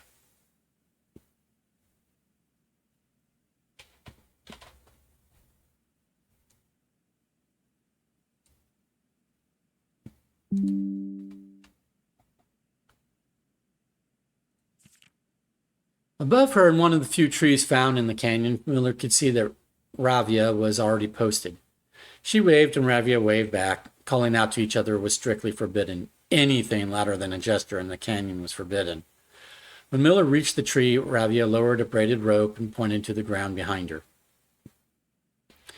Miller turned, following the finger, and saw a pail of water resting beside a nearby log. She turned back to Ravia, nodded, and secured the pail to the rope. The pail went up first, and in turn, Miller followed. When Ravia reached across to grab the water, Miller leaned back to give her space. There was not much room for maneuvering in this tree post, a necessary concession for the concealment the outpost demanded. Ravia tilted the pail up to her mouth dramatically, illustrating how thirsty she had been. Miller laughed silently as water poured out, splashing onto Ravia's face. It was a bit too daring and noisy of a joke, and had the others been around, they would have certainly been scolded for the unwarranted something. I'm going to grab the screenshot.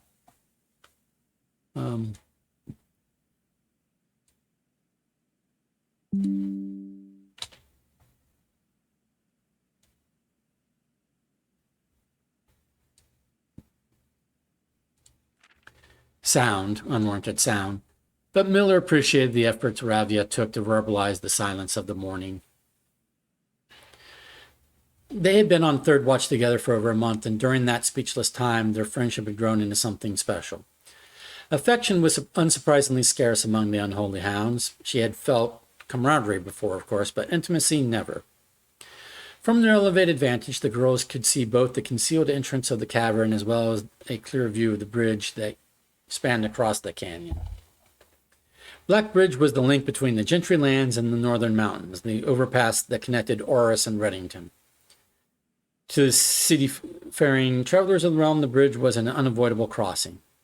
In the day, the task was to ensure that travelers passed by without stopping. At night, the task was to ensure that they do stop, Like most of her band, Miller preferred the night. The biting glare of the sun might be tolerable to farmhands and bricklayers, but to a cavern-housed bandit, it was a source of constant annoyance. In the day, there was no shroud to conceal her expressions, nor to hide her thoughts. She felt exposed.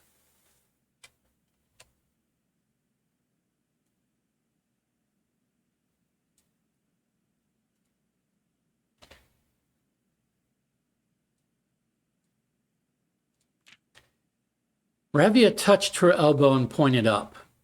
Miller, striving to... I'm going to take the screenshot, sorry.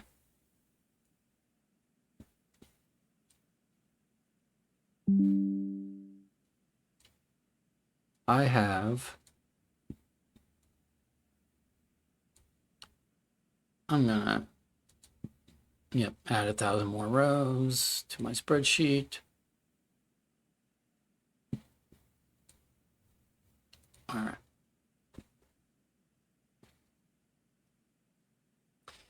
Ravia touched her elbow and pointed up. Miller, striving to suppress a budding smile, subtly shook her head in response. There may be many signs that the unholy hounds used in lieu of words, but the two of them had developed an extended vocabulary. Gestures quietly forged in the shared solitude of their month among the branches. She watched as Ravia shifted, placing her palms flat on the floorboards beneath them. Miller knew what she was trying to say, but shook her head a second time. It was often more fun to pretend not to understand. Ravia rolled her eyes and turned away, looking back to the canyon.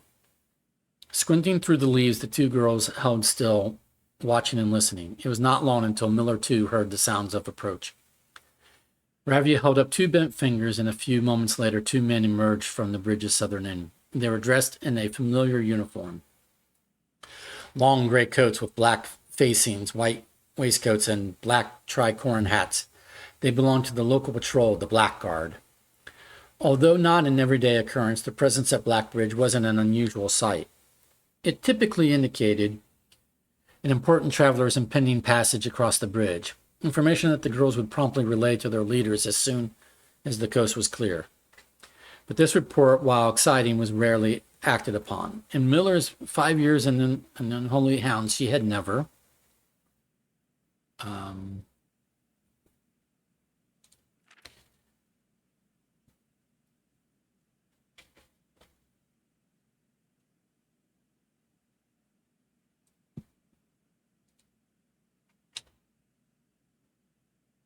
once seen a carriage taken in open daylight when the Black Guard was nearby. The men had nearly reached the bridge's north end when Miller heard the horses, faintly at first but growing louder with each passing moment.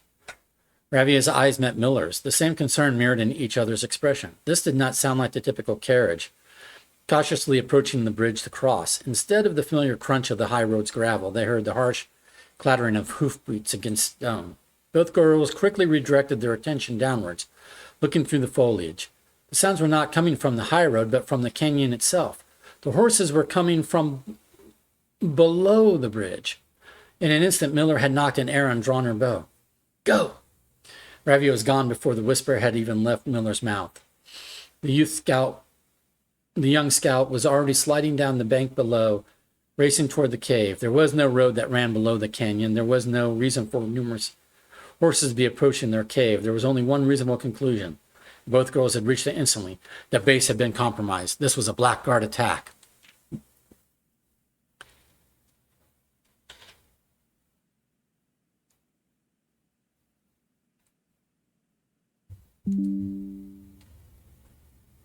The moment the horses came into view, Miller let loose her first arrow. She was surprised to see a carriage.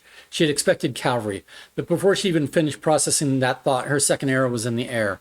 Without a trail, it would be unthinkable for a carriage to traverse such rough terrain, yet she watched as the wheels jolted over the rocky riverbed. A third arrow was now in flight, and there would be no need for a fourth. The driver slumped over just moments before the vehicle dipped into a small ditch, slamming into an embankment. The force of this sudden halt immediately shattered the front two wheels and catapulted the driver from his seat. Utterly confused now, Miller quickly glanced over his shoulder to see if any horses were also approaching from the rear. Down in the canyon, the entire horde of the unholy hounds came spilling forth from the earth as if hell itself had suddenly sprung open. The group seemed even more bewildered than Miller, half asleep and tripping over one another in a desperate attempt to engage an unseen enemy in combat. Miller could see Ravia among their number, the only one looking up at her. Her expression was chilling. There would be no need for a silent gesture to convey that what they both now realized. They had made a mistake.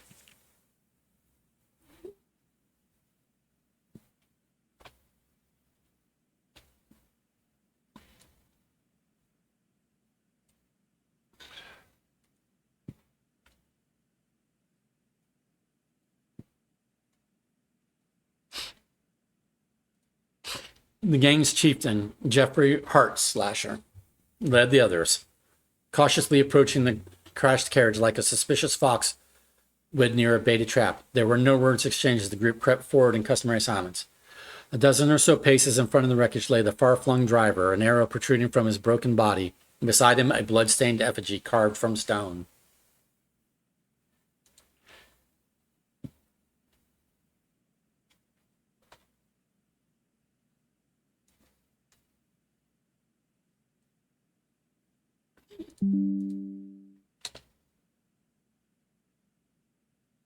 There's a bunch of swords here and like a direction thing, so this might be a case for coming back with a magnifying glass to view this here. Miller was inconsolable. Jesper had always been her favorite. He had always shadowed her in the night, clinging to the hems of her removed the way a child tails behind an older sibling. Tender-hearted, she had always called him, though deep down she had known that wasn't quite true. His appearance of gentleness concealed a raw, resilient durability that emerged in the most perilous of situations. He had been a flower among the nettles of this cave, but he still had thorns, honed by a grim past and 100 hands of misfortune. They buried him in the darkness in the back of one of the larger cavern rooms. He was interred with a berry basket and a silk handkerchief that he had treasured. The mysterious effigy they had found beside him served as a distinguished gravestone, a marker that stood out as somewhat special among the rows of similar swords marking neighboring plots. No one spoke, not even in whispers. There was nothing to say.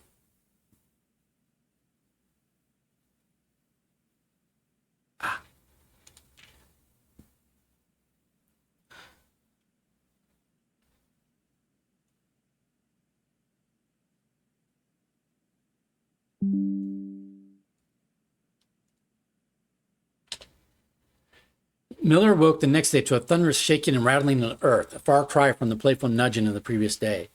She strained to adjust her eyes, but the choking sting of stirred-up dust caused her to flinch. Panic was also in the air. The sounds of scurried footsteps and clattering feet filled the space around her. But even in alarm, the silence was louder. What was it that sounded so strange? Miller closed her eyes tight and used her feet to guide her along the passage. The whispers around her were getting louder, and intense voices could be heard ahead. Louder speech than she had ever heard spoken in the canyon. A growing dread grew as Miller approached the mouth of the cave, her eyes now open wide despite the dust. Shouldn't it be day? Miller felt a hand in the darkness pulling at her. It was Ravia. The two embraced, and Miller did not need to see her to understand.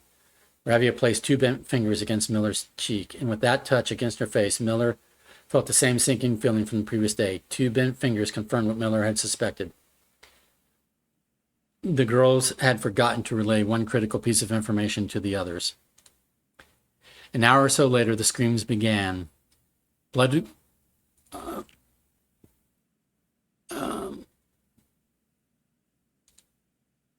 hour later, the screams began, blood-running cries of hopeless desperation.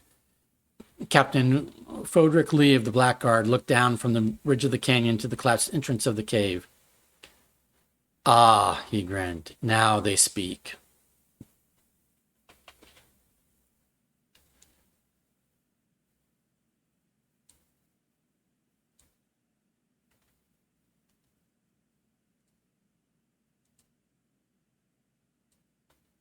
And that's the end of the book. That's the end of The Curse of Blackbridge. Okay, so we've read that. We've read the book. Very cool.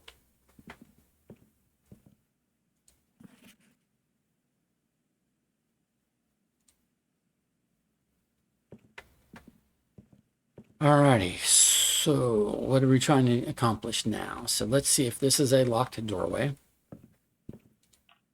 It is not. Good, good, good. If we put a freezer, we could attempt to get, with redraws, a furnace here. Or here or something. I don't want to spend the gems on... I don't know what the laundry room is really good for, so... Launder currency? Well, let's find out what the laundry room is good for. We don't know, so let's find out. Because if I did the freezer, it would freeze a couple things that don't really need to be frozen. So let's do the laundry room.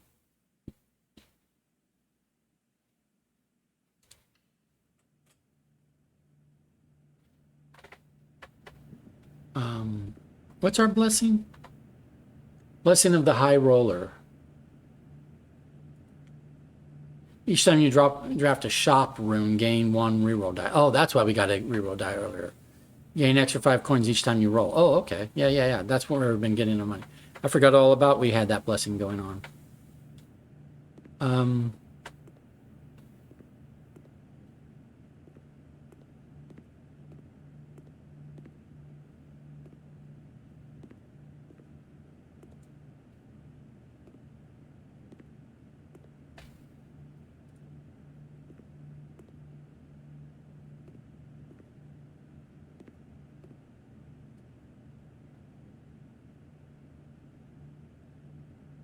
I don't know what this means.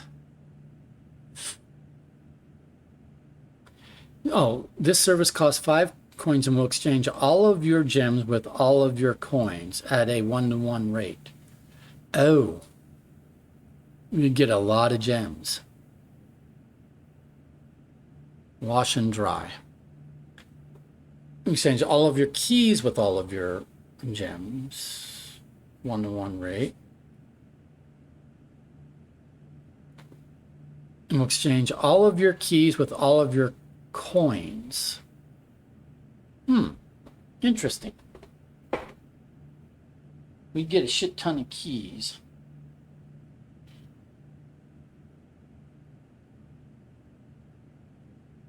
Oh, we could do multiple things.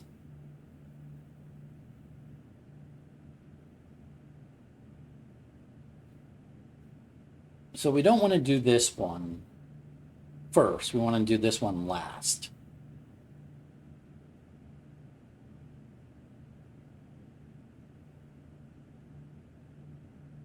Or this one or this one last, right? So if I do this one first, okay. I'm going to write this down. Okay.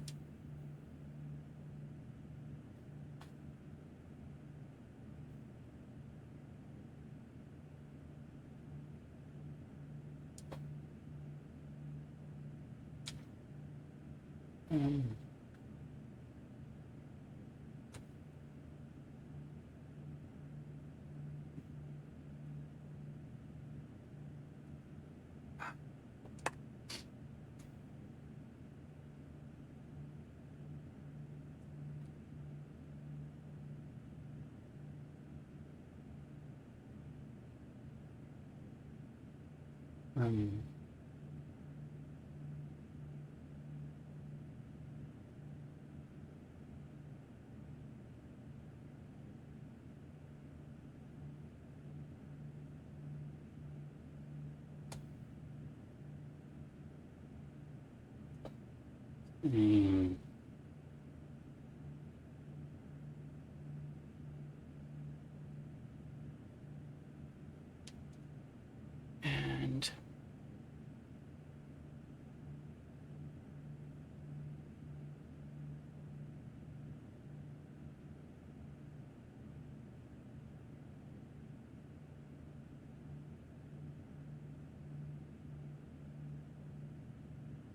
no, this is cool.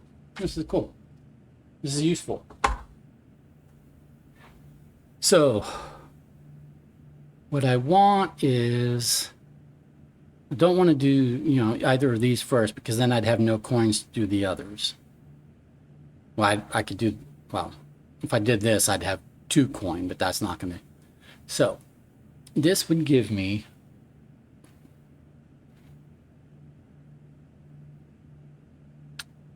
two gems.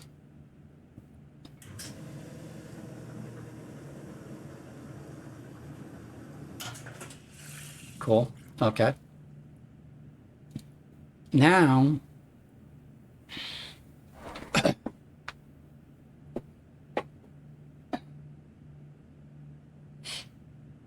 I can get a shit ton of keys.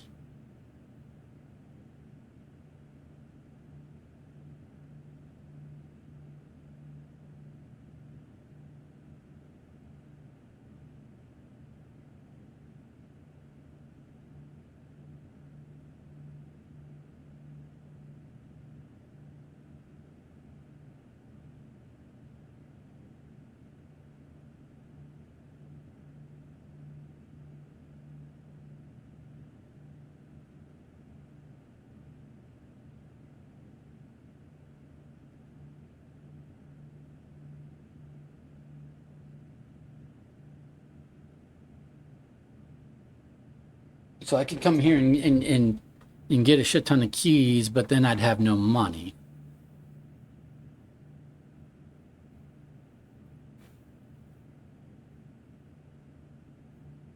I have a lot of keys, 2 gems, and no money.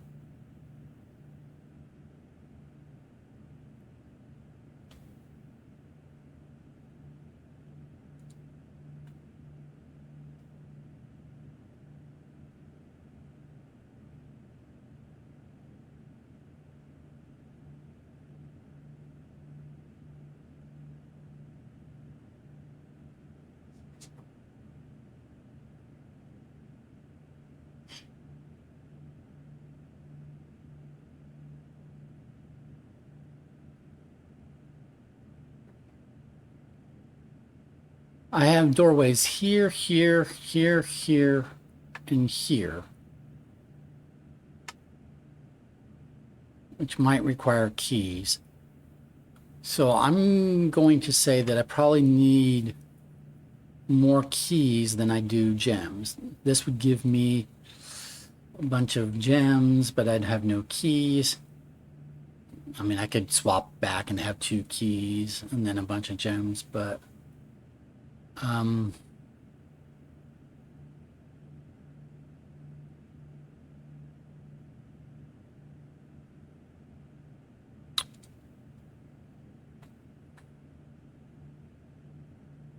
this would give us a key.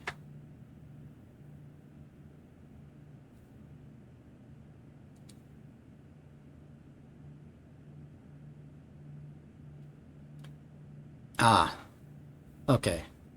That's what I need to do. It's a waste of steps and it's a waste of money. I wasted money, but that's fine. So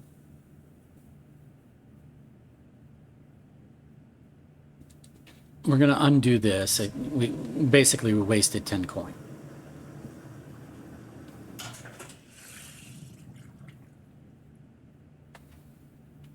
Well, we wasted more than that, but that's fine. Because what we're going to do, I should have thought this through more, is we're going to go pick up this key.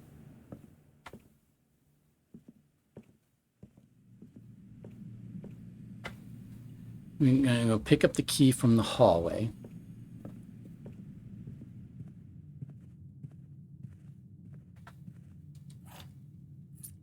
Let's see if this door requires a key. It does. Okay. So before we use that key, we're going to go back and do the laundry again. But this time, I wasted a bunch of money at the laundry when I mean, I'm going to use the laundry, but I should have done this first. So now I have 3 keys. So now when I do this, I wasted so much money. Now when I do this, I'll get 3 gems.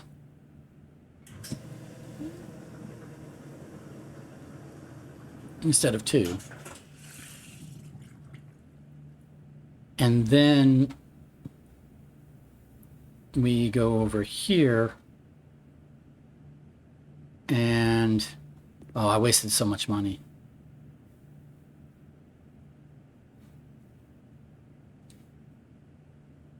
Yeah, because now it's going to be 2 keys, 3 gems.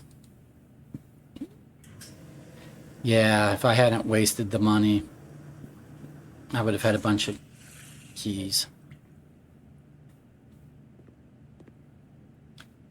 All right, so now I have no money, but I have 2 keys and 3 gems. Okay. It is what it is. It is what it is.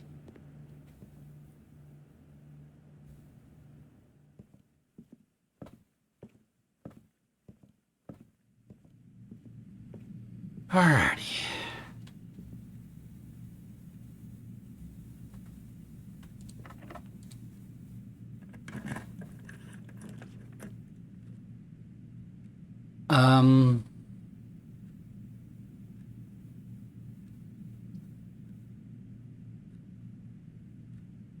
Sonic would be nice, but I have to have the gems for it.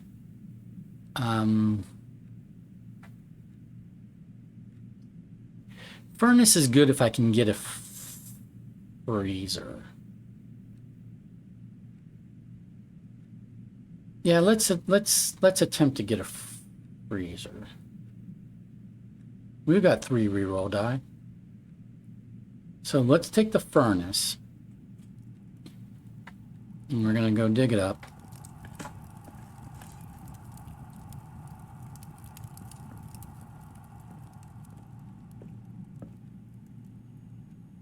Well, we had 3 reroll. Now we're back to 2. That's fine. I mean, I say it's fine, but it is what it is. Now I'm going to come over here and hope to get, and try to roll into a freezer.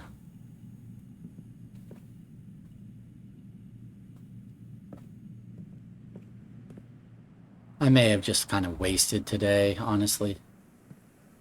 But day 34 was a good day, so if we waste today, then we'll just try to do better on day 36.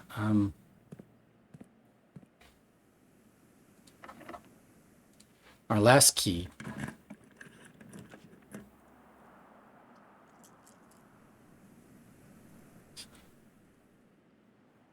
Reading Nook will give us a key.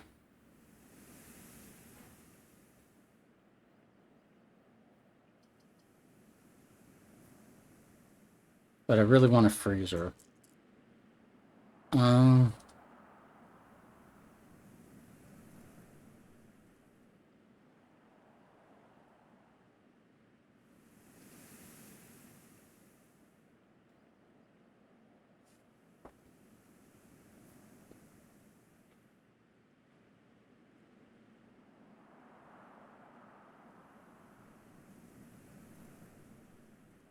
What's more important, a key or a freezer?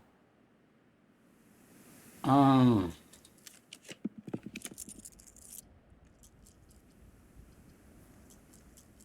gonna re-roll for a freezer. I'm looking for a freezer. No freezer.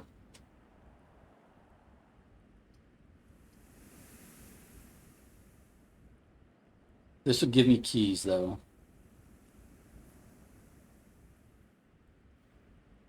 So we'll do this. So that we're not out of the game yet.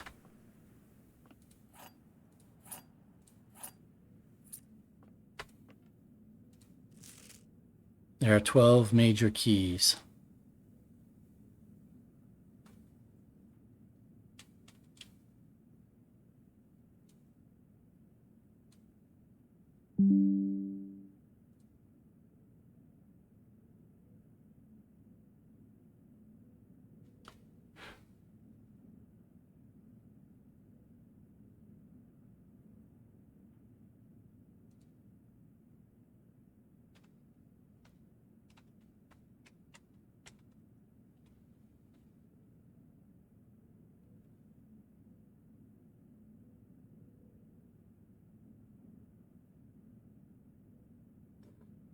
I believe I've read that note before, and I believe I read this.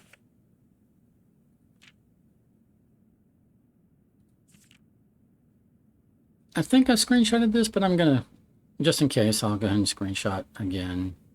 And I can always delete those screenshots if they're duplicates.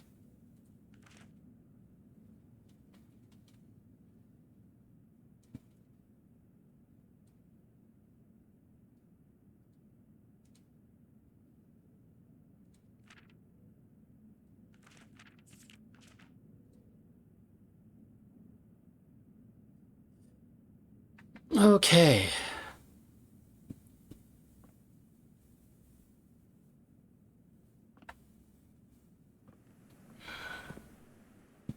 So now we could try to get a room off of here, and we can try to get a room off of here and see if any of those are going to, see if we can get a freezer.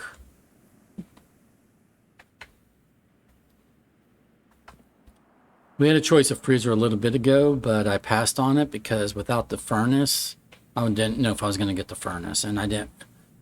Well, I did the laundry room instead. Making a long story shorter. I did the laundry room instead.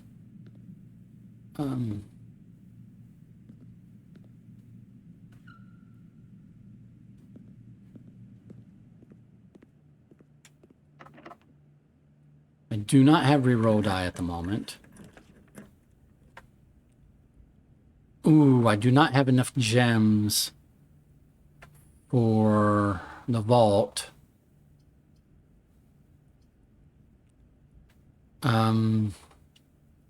Chapel gives me another shot at the cost of a coin.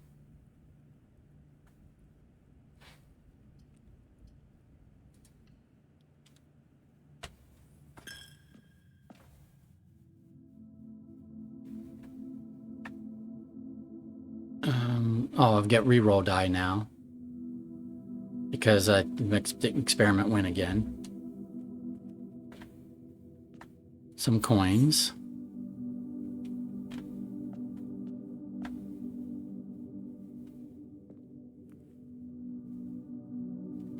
Let's see what this does.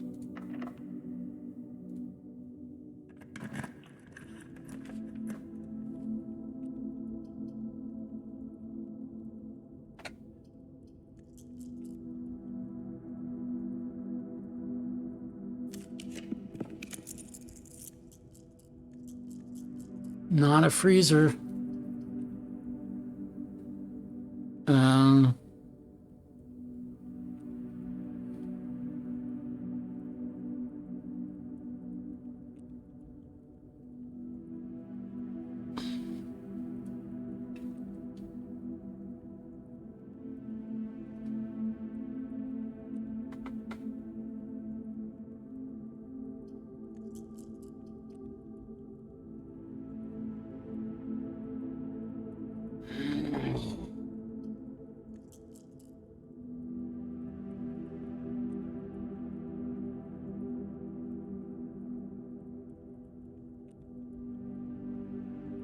Oh, this is likely to have special flowers.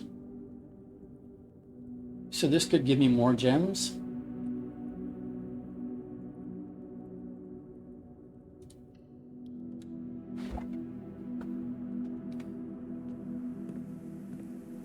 There we go.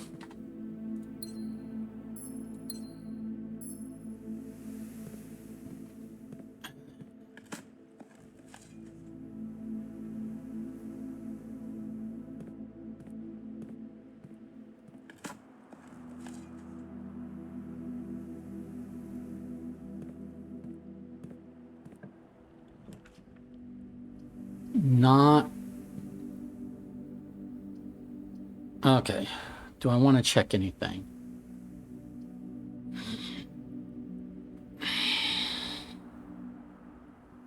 Likelihood of a reroll giving me a freezer. Game's not going to be that kind to me. Let's check a key card. Go check a key card.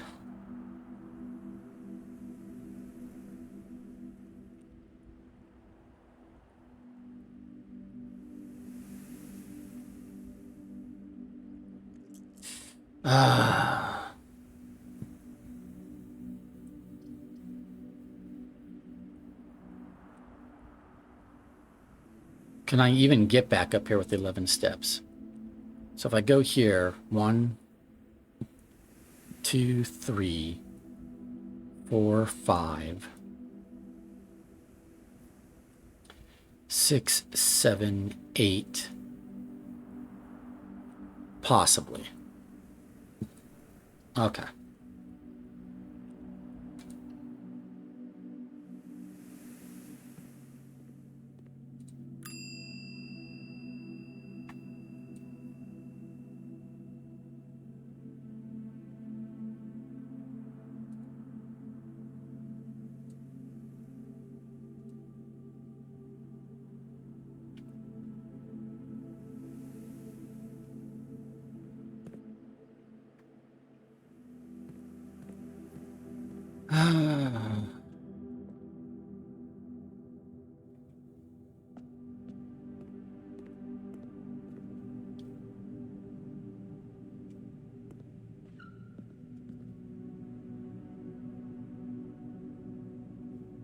I thought I was protected from the gymnasium.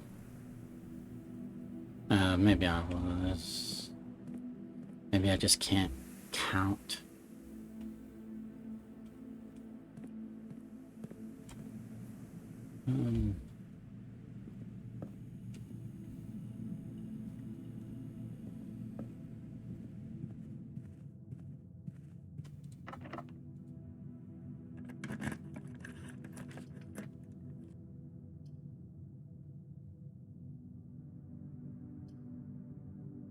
I won't be able to afford any luxury item. I think the cheapest was for 20.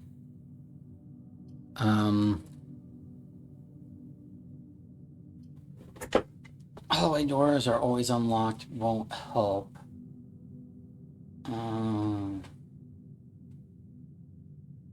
Yeah, and furnace doesn't seem to be reaching over there. Oh no, okay, furnace is reaching here. But none of these were the freezer.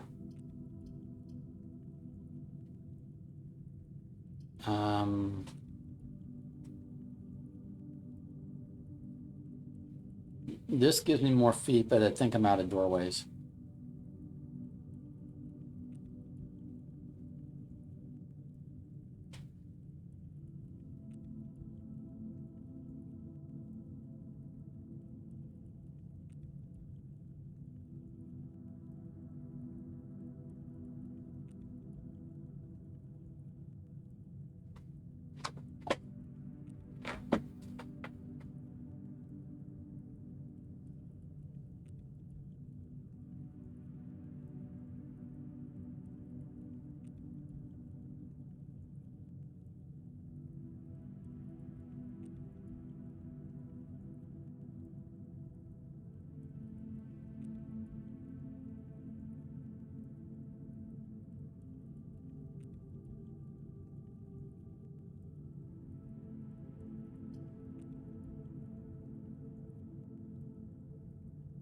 I mean, it's better than the choices, but have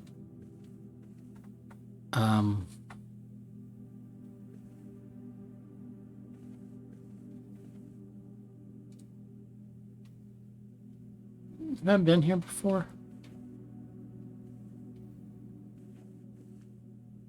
Oh. Oh, is that one? Is that the copy of the Red Prince that I need? And a gem. I don't know that I can use the gem, but for anything. But okay, let's screenshot Red Prince. And it is by Marion Marigold. I was remembering that correctly.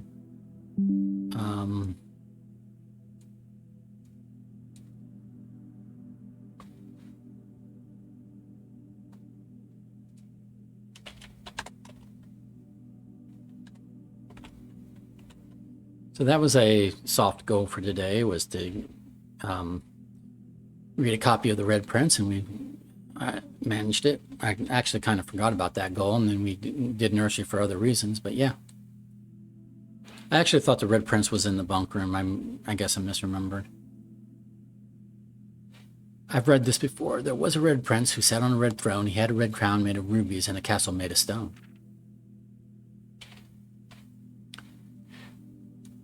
The prince had a love for all things red. It's the only true color, the prince often said. And true is bold and italicized, if that's significant.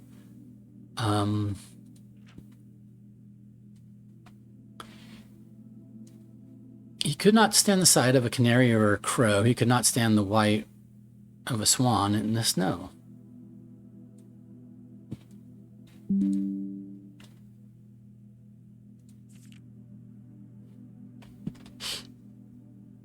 And he never looked up for fear of the view. He had heard that the sky was not a red hue.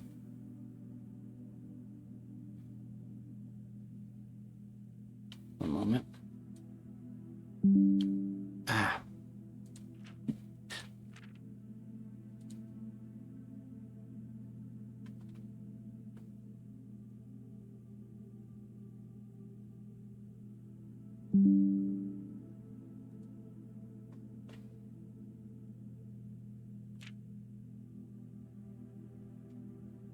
So he always had a book to turn his eyes down if he was ever outside when the clouds weren't around.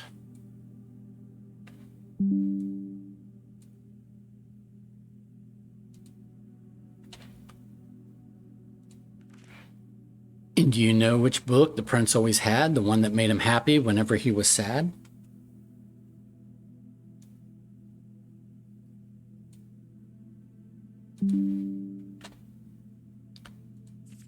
A story he had read in the bath and the bed, and maybe you can guess with the clues that we have said.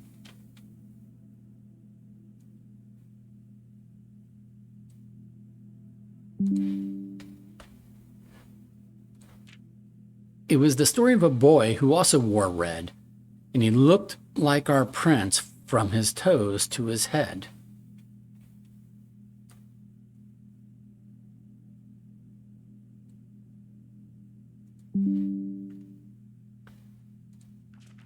And as you, my reader, might already assume, this book is quite near you, in fact, in the same room. I might need to hit up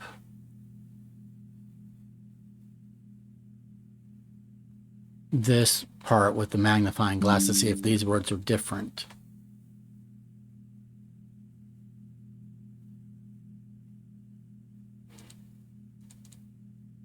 Maybe they are, maybe they aren't.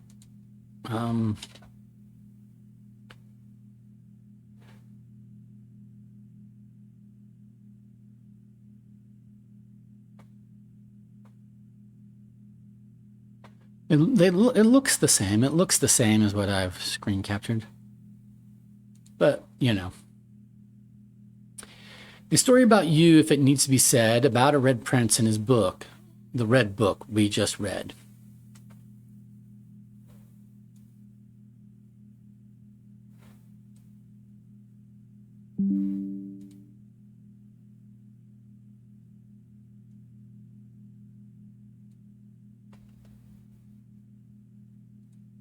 Okay, so now we've accomplished getting a copy of that. So I'll take a look and see if I can figure out the meaningful word from there. Is there anything else we could do today? I've got 20 steps, no keys, 3 gems, 22 coin.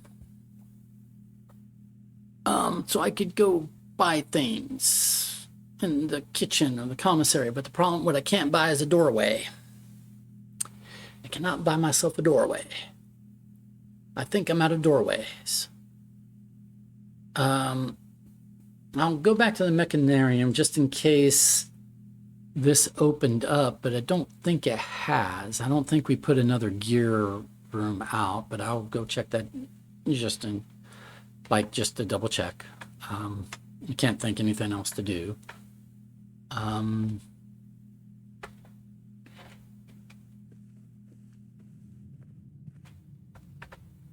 I'm disappointed I was yet again unable to get furnace and freezer together. You know, it's like, let me put them together.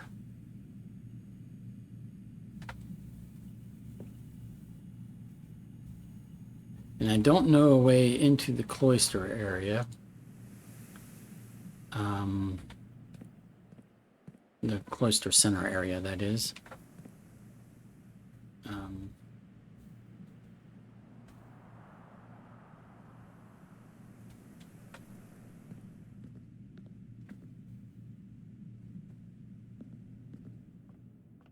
Is there...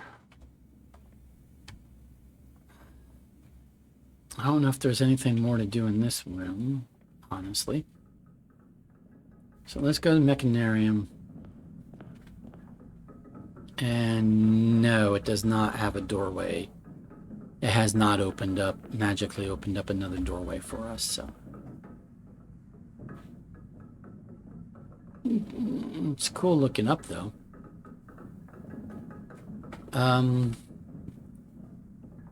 So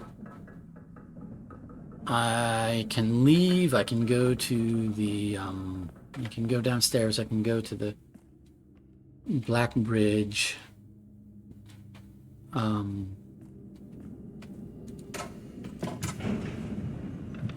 Site downstairs. I think I forgot to look for a chess piece in the laundry room, but I don't recall seeing one.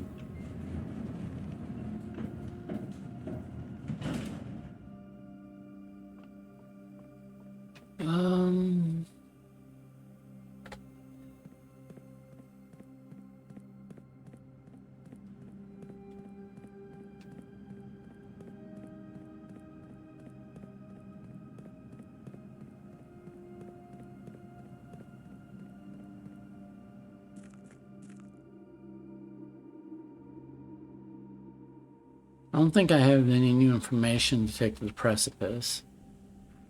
Need to go this way, right? There's nothing going on over here. Yeah, okay.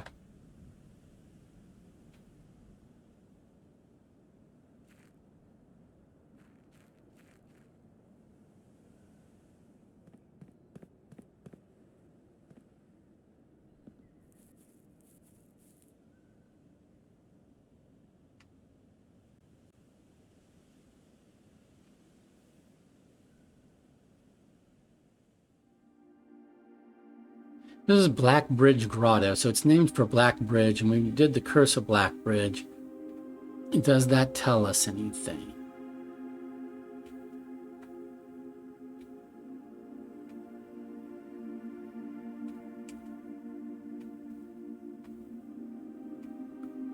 Oh, I wonder if this is an entrance to the sealed up Black Bridge Cavern or something.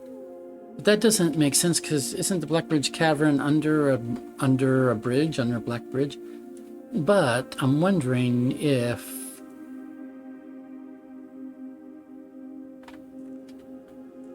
like it's called Black Bridge Grotto, so it's got to be near the Black Bridge site,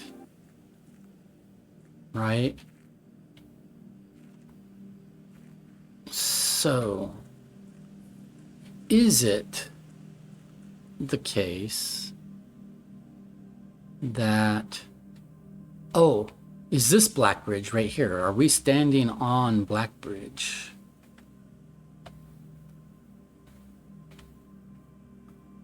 Does that make any sense to think that?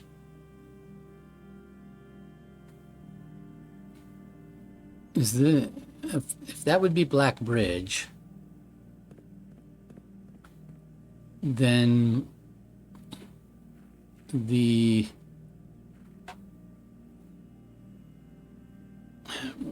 cavern be down here, or like down under here or something? Is this Black Bridge?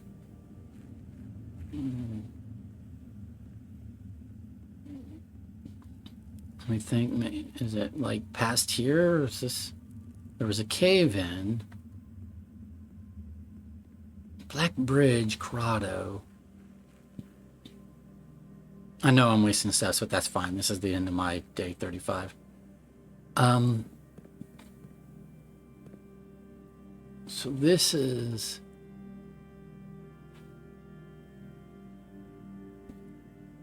this situated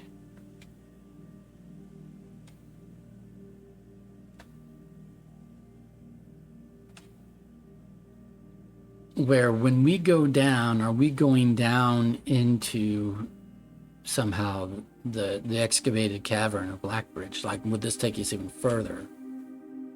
Huh.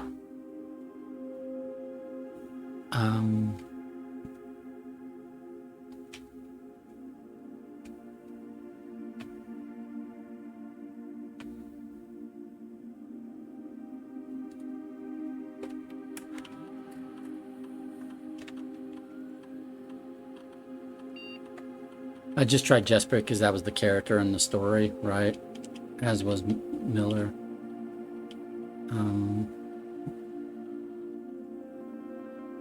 Effigy.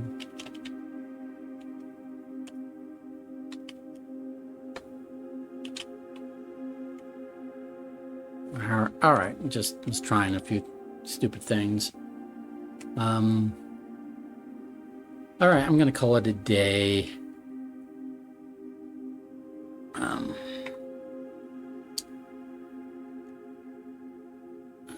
This was day, we triggered this successfully 6 times.